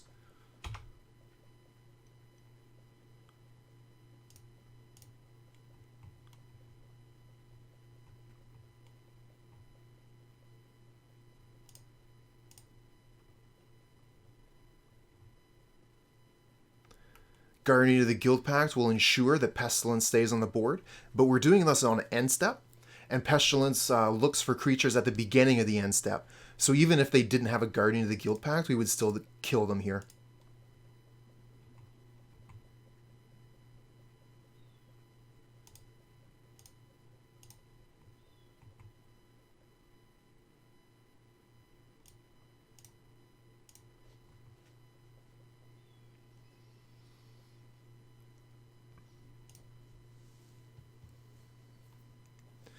Okay, let's bring in another Pestilence. Let's bring in Evincar's Justice. Bring in the 2 relics. The witches are fine. Ribbit. Take out the thorns. They're going to have a bunch of flyers, so the Monarch is kind of going to be theirs. If they want to do the Monarch thing, they're going to have it. Chainer's Edict is pretty bad in this matchup. I don't mind cutting one of those.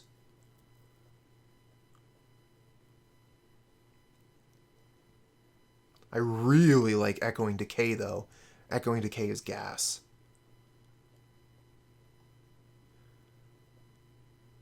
I think at this point we got to trim 2 cards. I'm looking at Rats and Rager, one of each.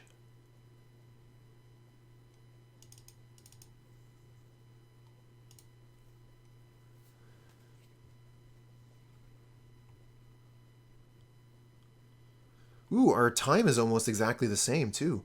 This hand is fine. We'll keep it. Start with Thriving Moor.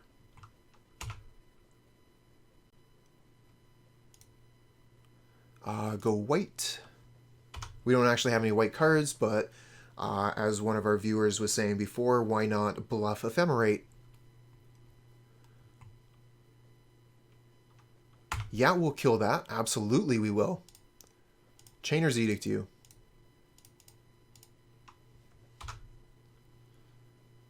Great use of Edict there. Versus Bully, you're often going to hit something of low value with Chainer's Edict. So being able to Edict a Seeker of the Way, very nice. What is this? Parapet from Visions. Creatures you control get +0/+1. So it's a little bit like Spider Silk Armor, except you can cast it as Flash. That's cool. I'm going to play the Bonder's Ornament here over the Knight's Whisper. Opponent doesn't have much going on. So let's get the mana down, and then we can Knight's Whisper later.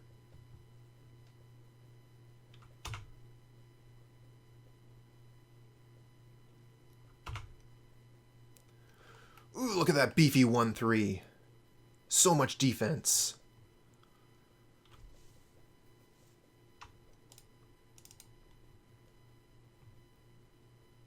Chainer's Edict, Chittering Rats? Yeah, we can chitter. Let's chitter.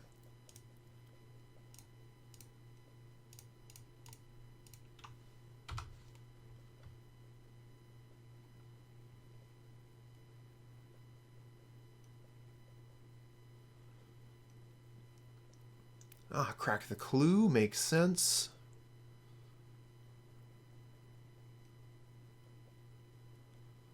This is a lot of mana. Battle Screech. Okay, they're making a ton of creatures here.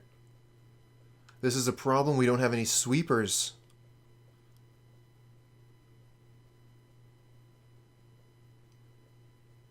Battle Screech is such... Oh, Pestilence off the top.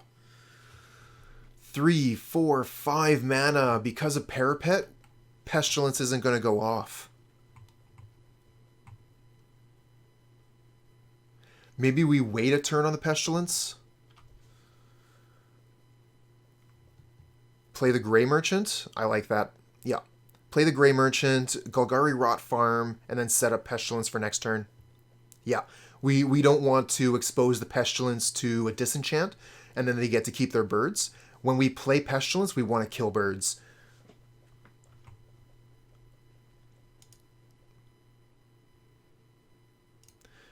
I don't think we attack at all.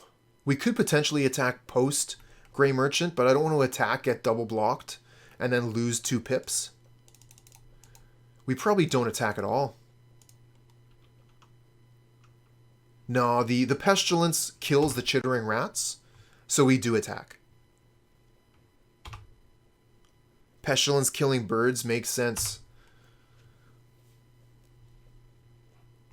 They double block this. They don't double block it. Okay, they must have Rally the Peasants in hand. So they're going to do us just 1,000,000 damage here. Nope, Guardian of the Guild Pact, not Rally the Peasants. We're going to be able to Pestilence, and then we can Chainer's Edict the Guardian later. This is amazing. So if we block Thraben Inspector, they have Lightning Bolt. So do we block? We probably just don't block, right? Yeah, we'll just take the 1. I don't... Oh, I really hope I didn't. Shit, I did! Oh, damn it.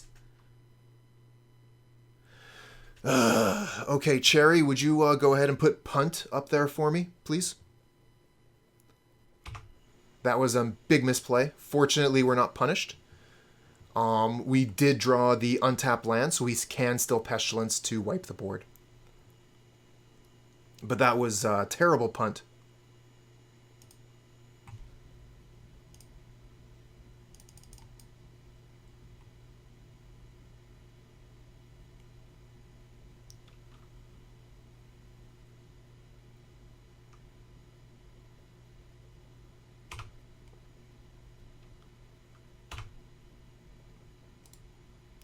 Hold on. Don't... Stop. I want to activate Pestilence now. Damn it. Alright. Just be chill. It's fine. I can make mistakes. It's okay. We can keep playing. But, yeah. I was supposed to activate the Pestilence on my turn so that they wouldn't have access to prevent all black damage. I'm just, unfortunately, playing terribly.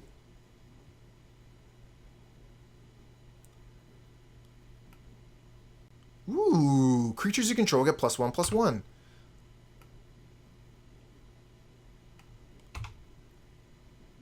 We're going to take a bunch of damage.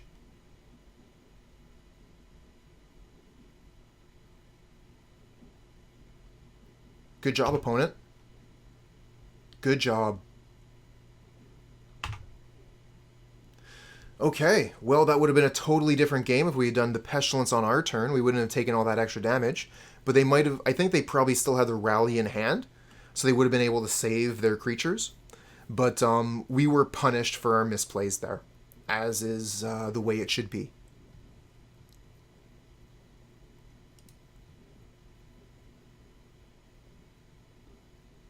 Yeah, the land drop was the big oops misclick.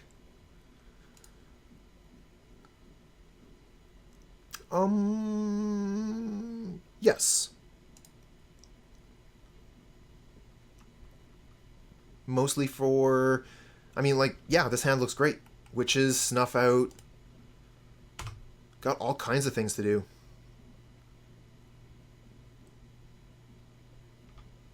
More content.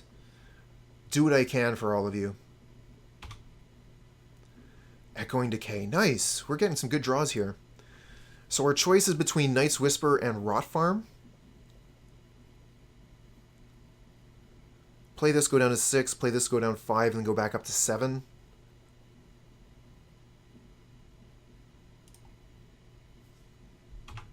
And then we can Rot Farm the Radiant Fountain, gain life. Evincar's Justice, nice. This hand is loaded.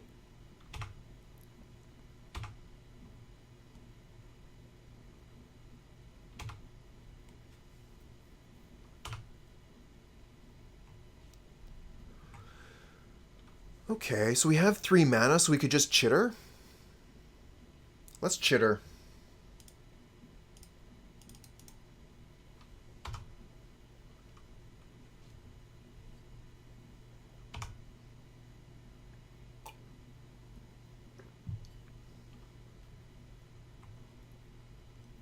Squadron Hawk. Yep.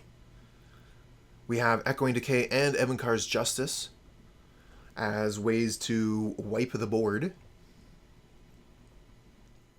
But an attack here is risky. A double block would be pretty good for the opponent. 1, 2, 3, 4 mana. I think we probably... let's see here. Yeah, I think we Rot Farm Rager this turn. Although Witches would also be good. Yeah, let's put on the Witches.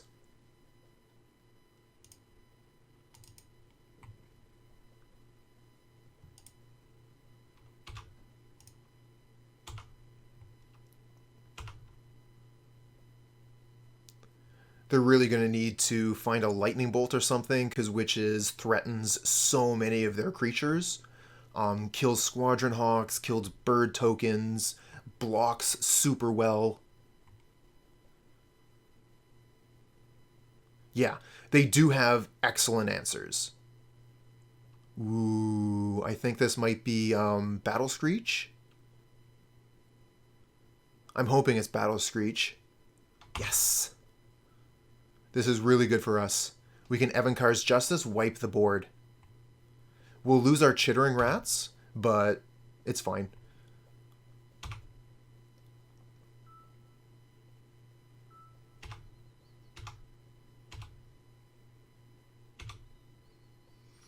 One, two, three, four, five. We could also just Echoing Decay. These witches in the mouth of Saffron Olive is like hearing Mozart played on Pepsi can.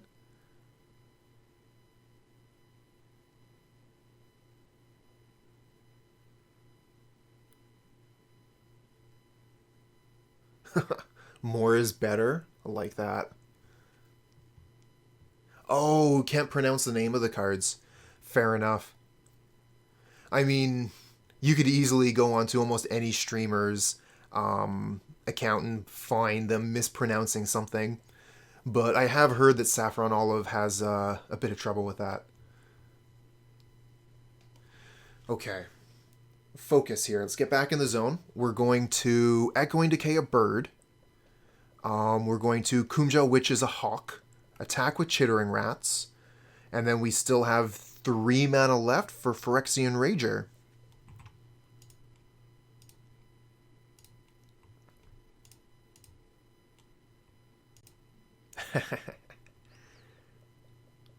I actually heard something on the radio the other day. I know, right? Old man listens to the radio. Apparently, there was this one newscaster who was saying there's this one word she would never say. She would never say the word kilometer. And that was because everyone says kilometer, not kilometer. But technically the correct way to say it is kilometer. So she's trying to be technically correct, says the word, and people start adding her, on Twitter and whatever, like, what the hell is with this pronunciation of this word? So weird. Never heard it said that way. Language evolves. Maybe the correct way to say something is one way, but everyone does it the other. Kilometer. That's how we say it in Denmark. Good to know.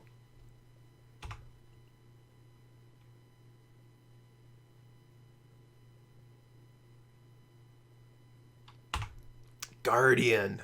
That's a bit of a pain. Don't have a way to kill Guardian right now. Our life totals are fairly equal, so attacking into it is bad proposition. Evincar's Justice kills our creatures. This is an awkward position. Grey Merchant. Good draw. 1, 2, 3, 4, 5, 6. -3 is 3 + 1 is 4. So we can't Bonder's Ornament and Grey Merchant this turn. So we'll probably just Grey Merchant. Maybe play the Radiant Fountain.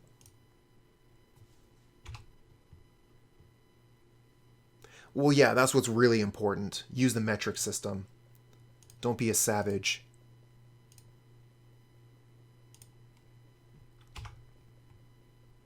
Okay, that sets us up with a bit of life. Let's pass the turn back.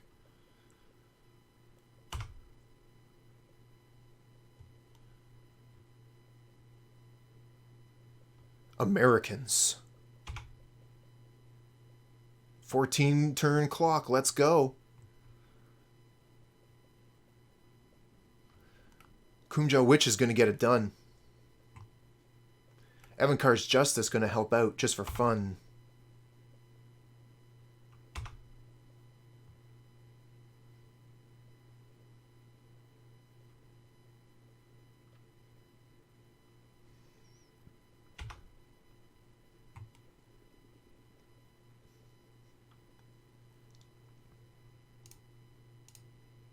No attacks. 10 turn clock with the witches now.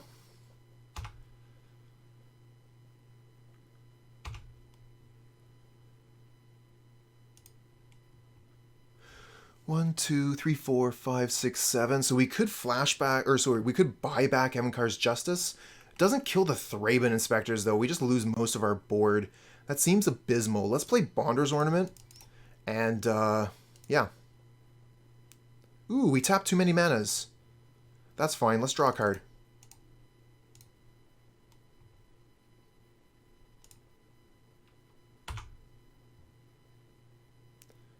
I don't even understand Fahrenheit. That system of measurement is so messed up.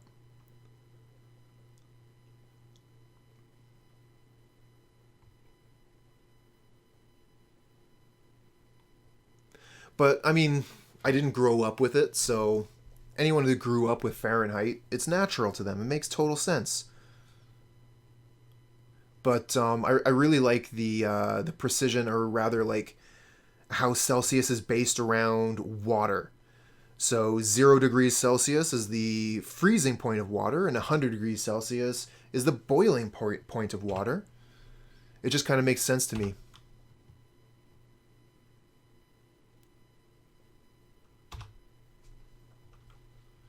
No attacks again. Activate Witch.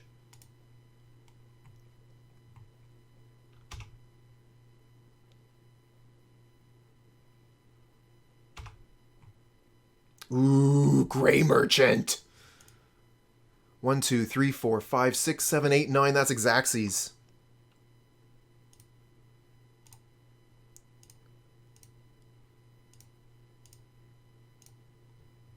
The best draw. Best draw on the deck.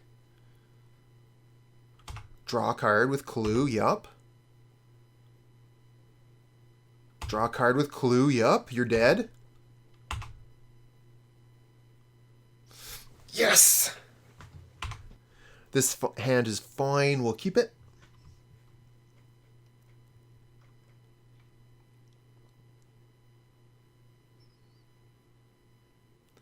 And it looks like they mulliganed once. Okay, Snow-Covered Swamp pass.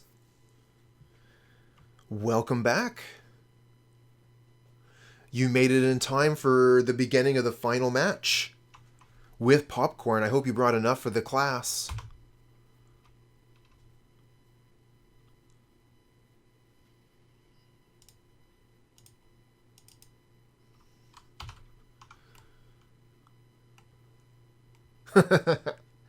Just gonna keep that all to yourself, huh?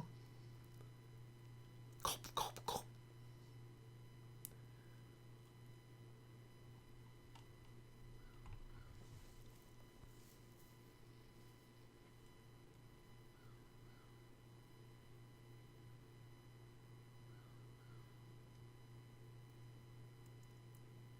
That is a nice sippy emote. So cute.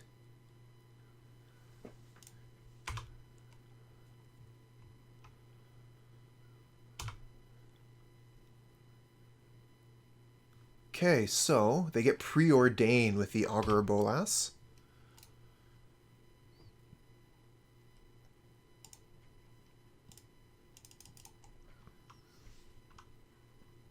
Last time we saw Nemesis, I think they were on this deck, but I can't remember exactly what it was.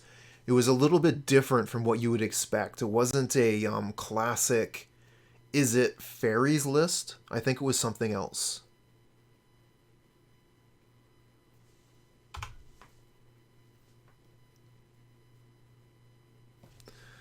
Let's see here. What do I have listed?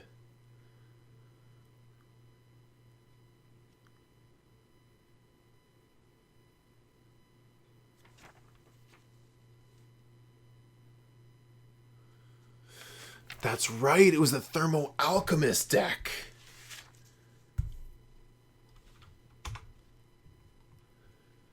Used Thermo Alchemist, and it had this blue creature that when it did this soulbound thing, every time a creature did a damage, you draw a card. So that's like super combo with Alchemist here. We need a removal spell off the top. Grey Merchant, not a removal spell. Let's attack with Rager to start. If they block, we can kill a thing.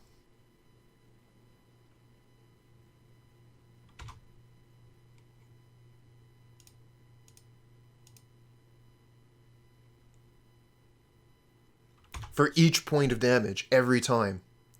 No, sorry, it's not for each point of damage, every time they do damage. But Thermo Alchemist is doing 1 damage over and over and over again. So yeah, it's every time it does damage, but Alchemist really takes advantage. I actually think Thorn here is going to be our best play. They don't have any way to attack and do damage to us, so we can keep the Monarch for at least a turn.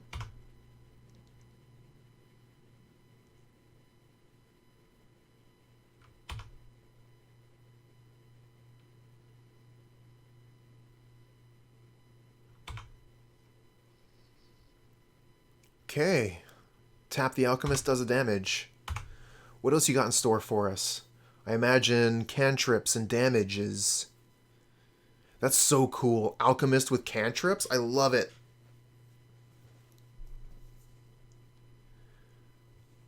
You may remember we were playing Burn on Tuesday, last Pauper Day.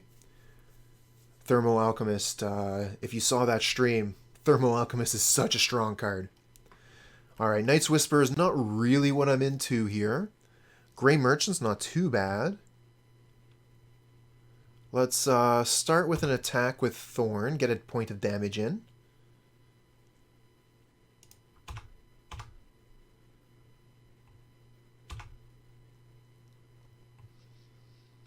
I kind of actually think like Night's Whisper Rager wouldn't be too bad.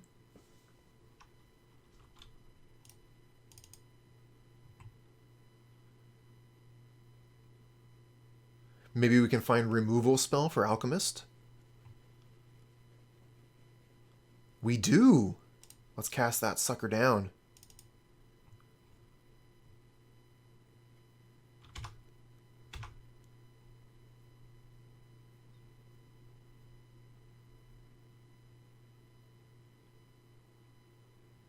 Ah, they have Dispel. Damn.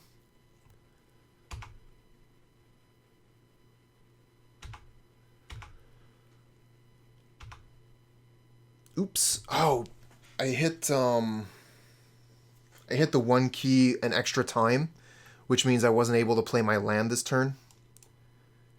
So I got a little bit overeager there and made a mistake. Now I have a whole bunch of cards in hand, and I could have had one of these lands on the table. One of these Bojuka Bogs should be on the table. This graveyard should be gone. I do have the opportunity to use the witches here, but that's going to do a point of damage to me. So I'm going to choose not to activate the witch. Ooh, nice one. Valley Dasher is going to be able to take the Monarch here.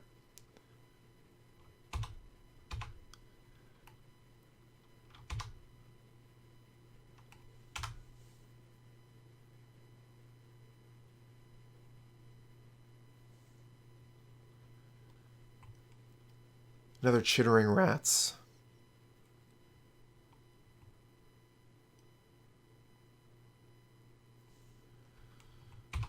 Alright, let's attack with Thorn to start. They want to block with Thermo Alchemist, that's fine. Otherwise we can take the Monarch back.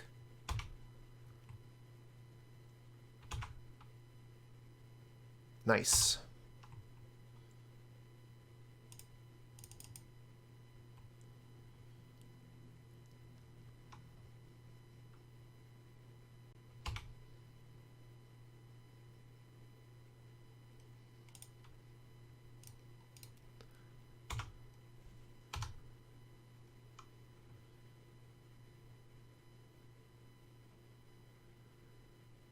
Ooh, Edict. Finally found some removal. Opponent has 4 cards in hand. We could just be dead here. If they find some lightning bolts.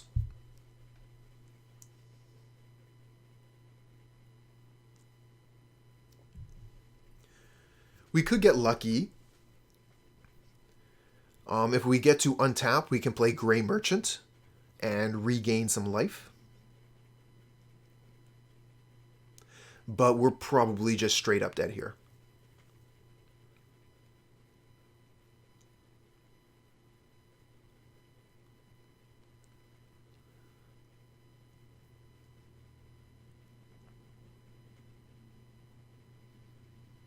Another Valley Dasher.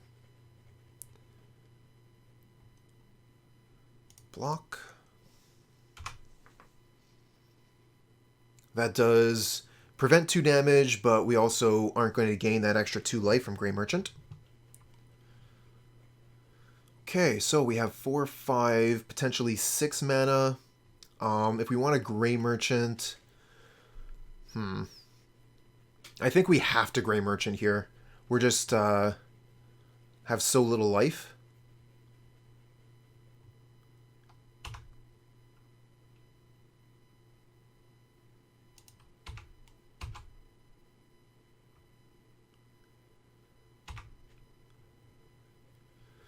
Take the Monarch back again.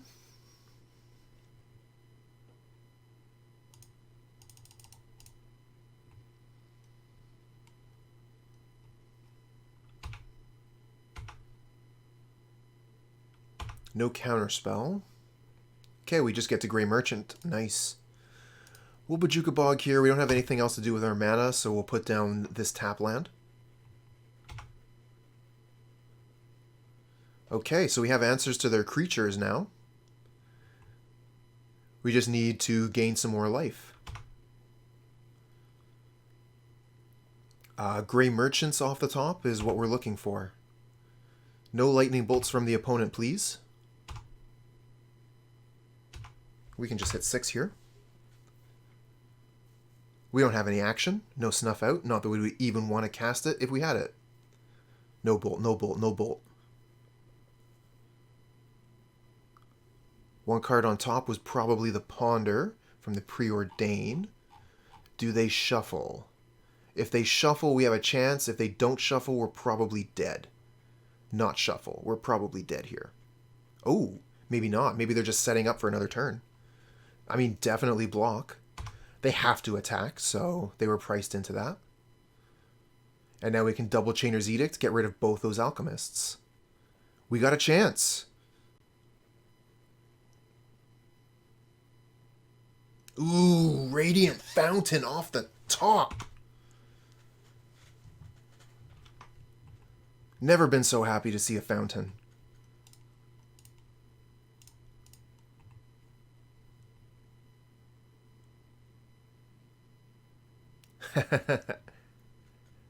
Thanks, Lotus. And then we can Chittering Rats for our leftover. This is so strong.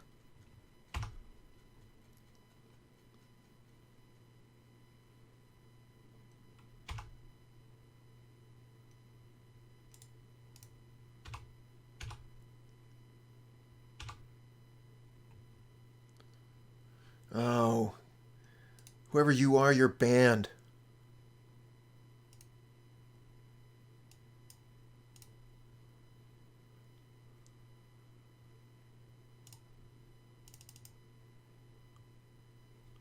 I mean, Dispel's not going to work on Chainer's Edict. Dispel is just instants, right?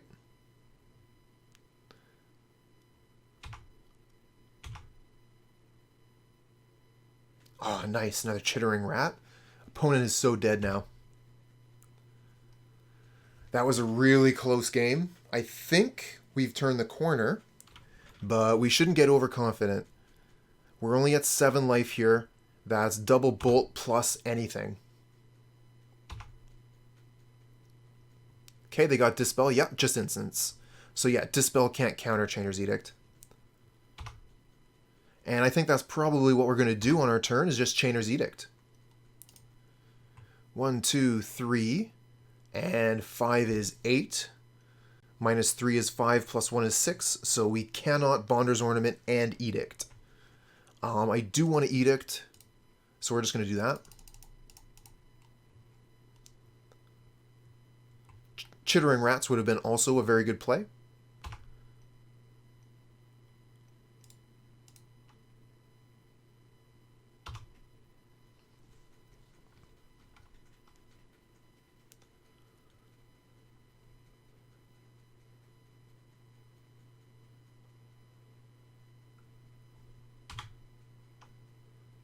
Ooh, Snuff Out.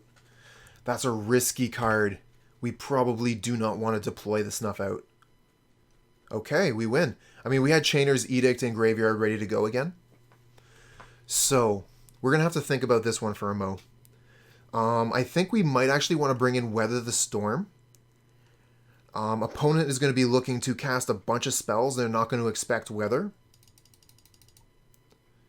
Pestilence seems good. We want to keep some number of Pestilence.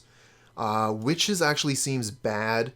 Doesn't seem like there's any X1s. They've seen the Witches, so if they have X1s, they might take them out.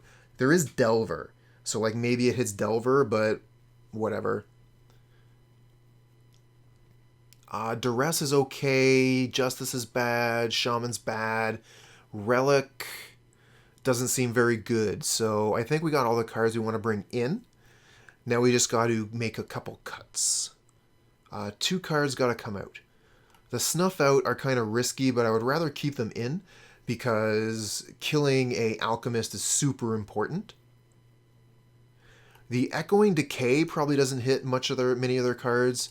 It does hit Delver. Does hit Delver. Maybe we take out Night's Whisper.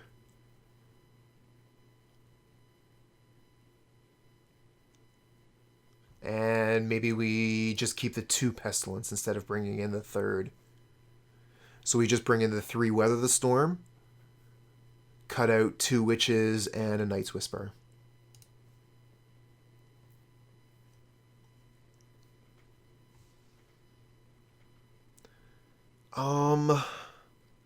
This hand is close. Like, it's really good. We just need to draw lands. Let's keep it. We're on game 2 here. We have Chainer's Edict to take care of their Alchemist. Or Delver of Secrets. Land. Nice. I'm going to play the Bojuka Bog now so that we can Chainer's Edict into Rager. I'm not too worried about exiling the opponent's graveyard in this matchup. Whether the Storm is the only fair Storm card. What about Reaping the Graves?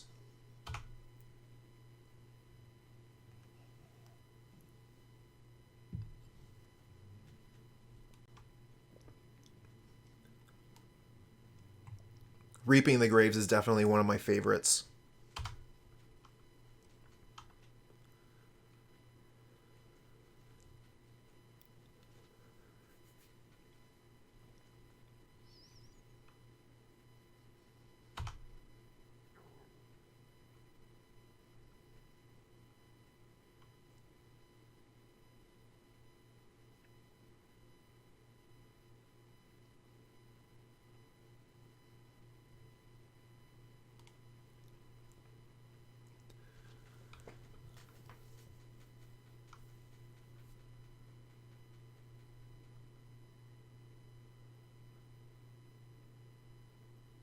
Okay. No play from the opponent. Let's just play, no creature. They did have Brainstorm with Evolving Wild, so they're not locked. But we're just going to play the Rager pass. Really looking for some lands.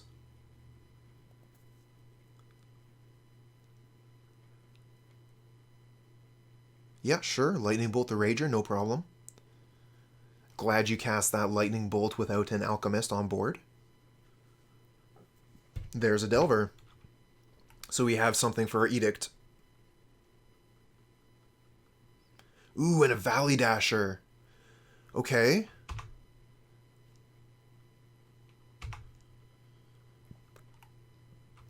I love that Valley Dasher is seeing so much play now.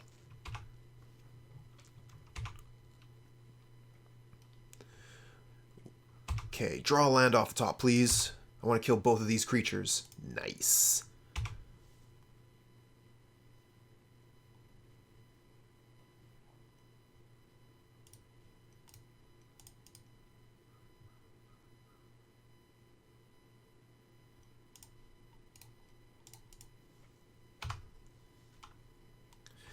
Temporal Fissure. Ugh. I actually played that deck in Pauper. When Temporal Fissure was legal, we also had Cloud of Fairies legal, among many other things. That deck was nuts. Okay, so we have 5 mana here. We can play the Pestilence Pass. We could play Grey Merchant here, just for 2 to get a creature on board. I think we just play the Pestilence Pass.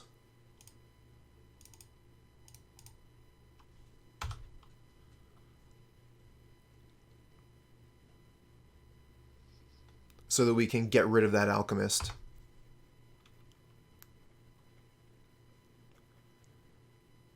Gary's going to be way better once we have Pestilence on the board, so that it gets more ticks. But yeah, if we just Gary from here, we should probably win. 4, 6, 8. Who do you appreciate? Grey Merchant.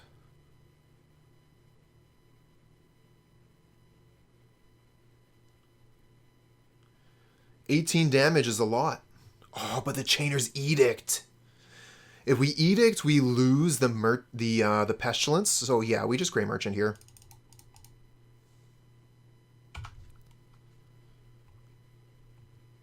It's the only play.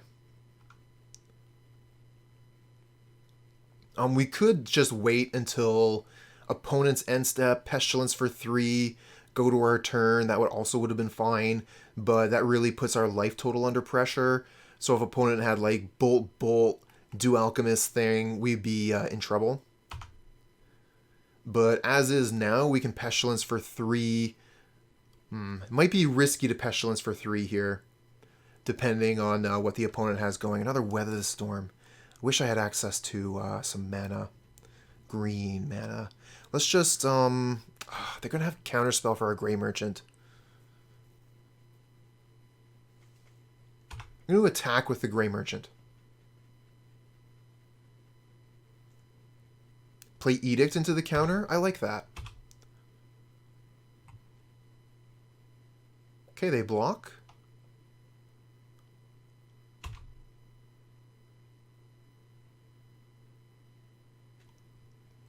So we could Pestilence for 2, kill the Augur, but then if they have... this has become tricky.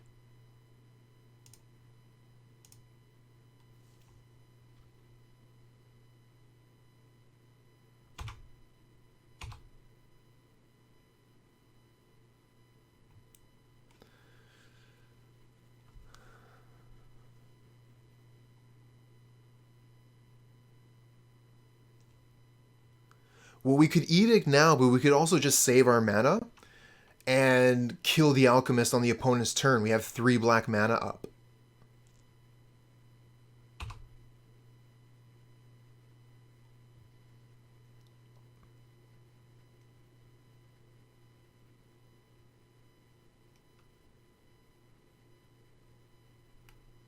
Ooh. Nice one.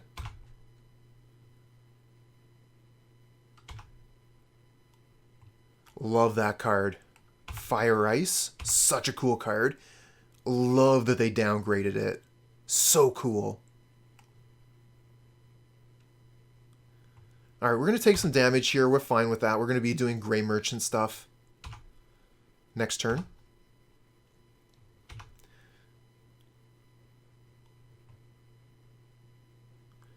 We might end up losing the Pestilence, but we'll kill the Alchemist regardless. And if they want to counter our Grey Merchant, they got to keep a counterspell up. So that means they're not going to be able to properly utilize all their mana. Okay, end step. Pestilence for 3.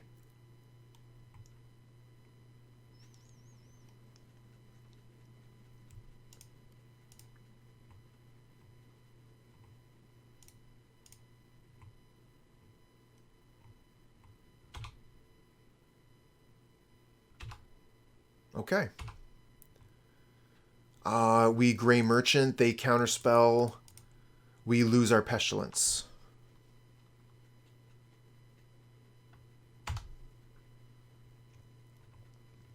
So we're pretty much starting over here. About even resources. If I could get some green mana, I'm going to feel super comfortable with the rest of this game. But as is, these are just rotting in hand. Dead cards. I do think that Weather the Storm is way better in this matchup than Circle of Protection Red.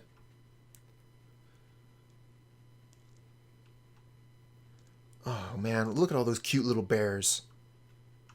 Sipping on their little juice cups. Ooh, Rot Farm. Don't mind if I do. What a good draw.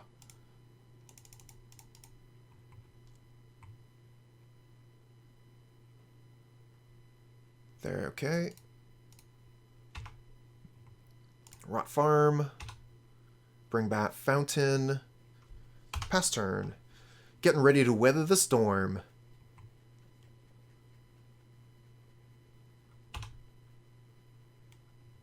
We're going to be able to Edict into Storm. Ooh. Edict cast down Storm.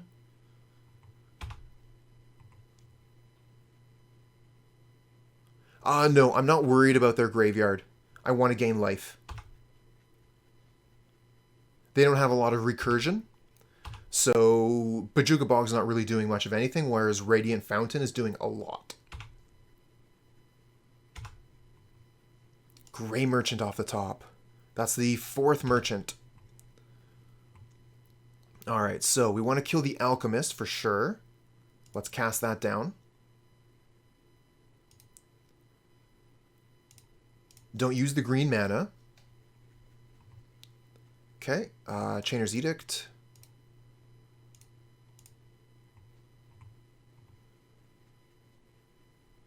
Okay, and Weather the Storm.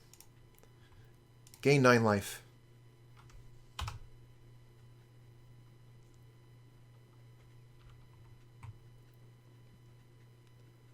Opponent has no cards in hand currently. No flip, no flip, no flip! Nice. And they just play a land. So we're going to be able to Chainer's Edict, get rid of the Delver, and we should be golden. That's what we're looking for. We're looking for pips. 1, 2, 3, 4, 5, 6, 7.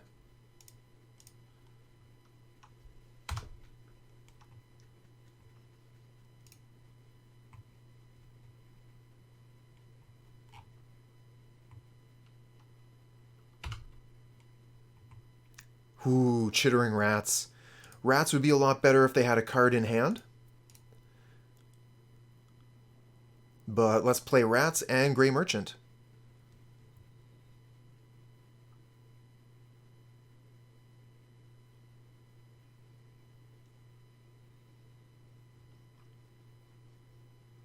Chittering Rats.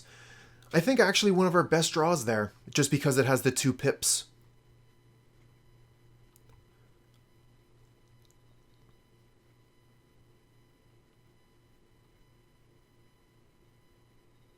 Don't know what the opponent is taking their time on here.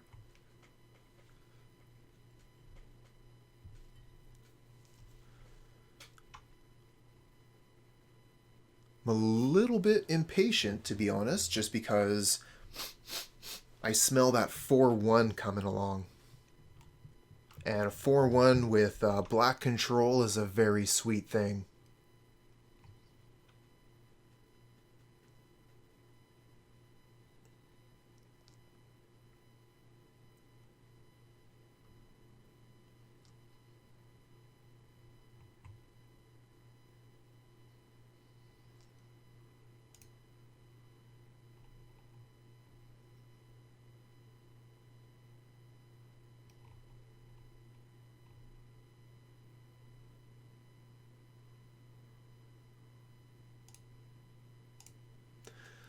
I can see it now. 4-1. It's coming.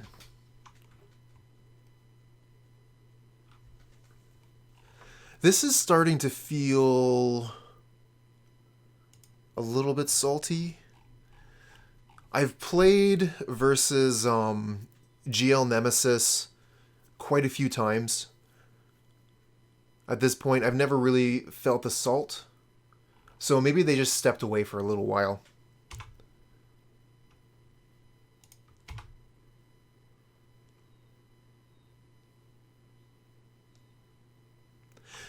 The salt, yeah.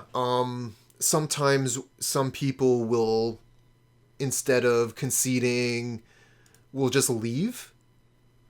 They'll minimize the window, and you'll have to wait 5 minutes for your win. I didn't expect GL Nemesis to be that kind of player, and they aren't. But I was starting to feel that way, if you get what I mean. Who gets salty at mono black? A lot of people. Chittering Rats is not a well-liked card.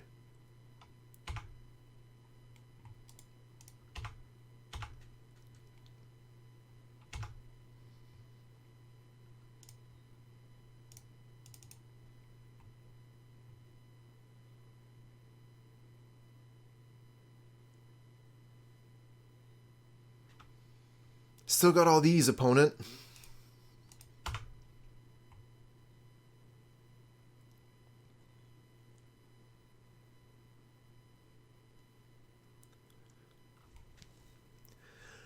Pauper meta is an interesting thing. It is vast. There are so many things to do in the Pauper meta. Ho ho! Cast 2 spells, did you? How much does this deck cost on Moto? Just over 100 ticks. It's actually one of the most expensive Pauper decks because of Bonder's Ornament, Pestilence, and Snuff Out.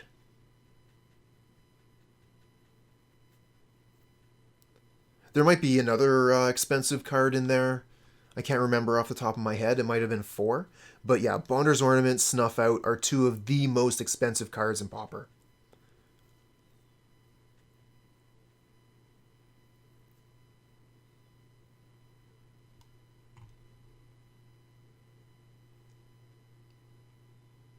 Yeah, you got it, friend. Generally, a Pauper deck is going to be quite a bit cheaper than this one, but I already owned most of the cards, so I had no problem putting this together personally. Mono Black has been something that I've enjoyed playing for a very long time, so as the meta has progressed, I've continuously procured these cards. Oh, and I remember what the other expensive card is. It's Thorn of the Black Rose.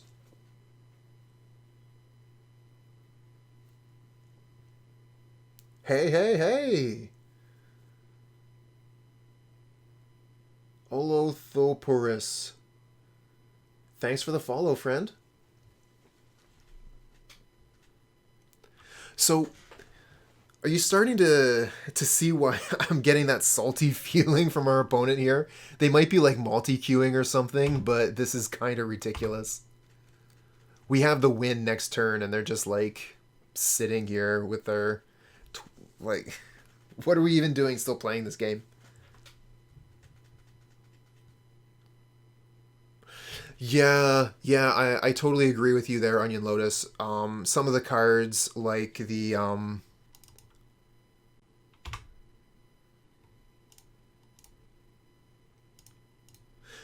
Thorn of the Black Rose, being only able to get it from chests and then, like having to buy it means that the price is inflated. So yeah, they should make it easier to get those cards. Anyways, 4-1. 4-1 with mono black control. That is spectacular. This deck is supposed to be like a 1-4 deck. I'm super happy that we got such an excellent result with this deck. Okay, so I wanted to talk a little bit about this deck. When I first saw it, I was pretty excited. This mono black deck that just totally ignored the 1-drop slot. Let's take a look at the pile view here. No 1-drops, not a single one. Mono black control has historically been known to have a very weak 1-drop slot. We have some interesting options in Duress and Defile, Tragic Slip, on and on. But this deck has decided, I'm not going to bother with that. We're going for big cards. So no 1-drops at all. Which also makes us a little bit better against Dimir Fairies. Some of the other things that we're doing here, we're using money to win the game. So we have Bonder's Ornament, one of the best cards in Pauper. Thorn of the Black Rose to give us the Monarch.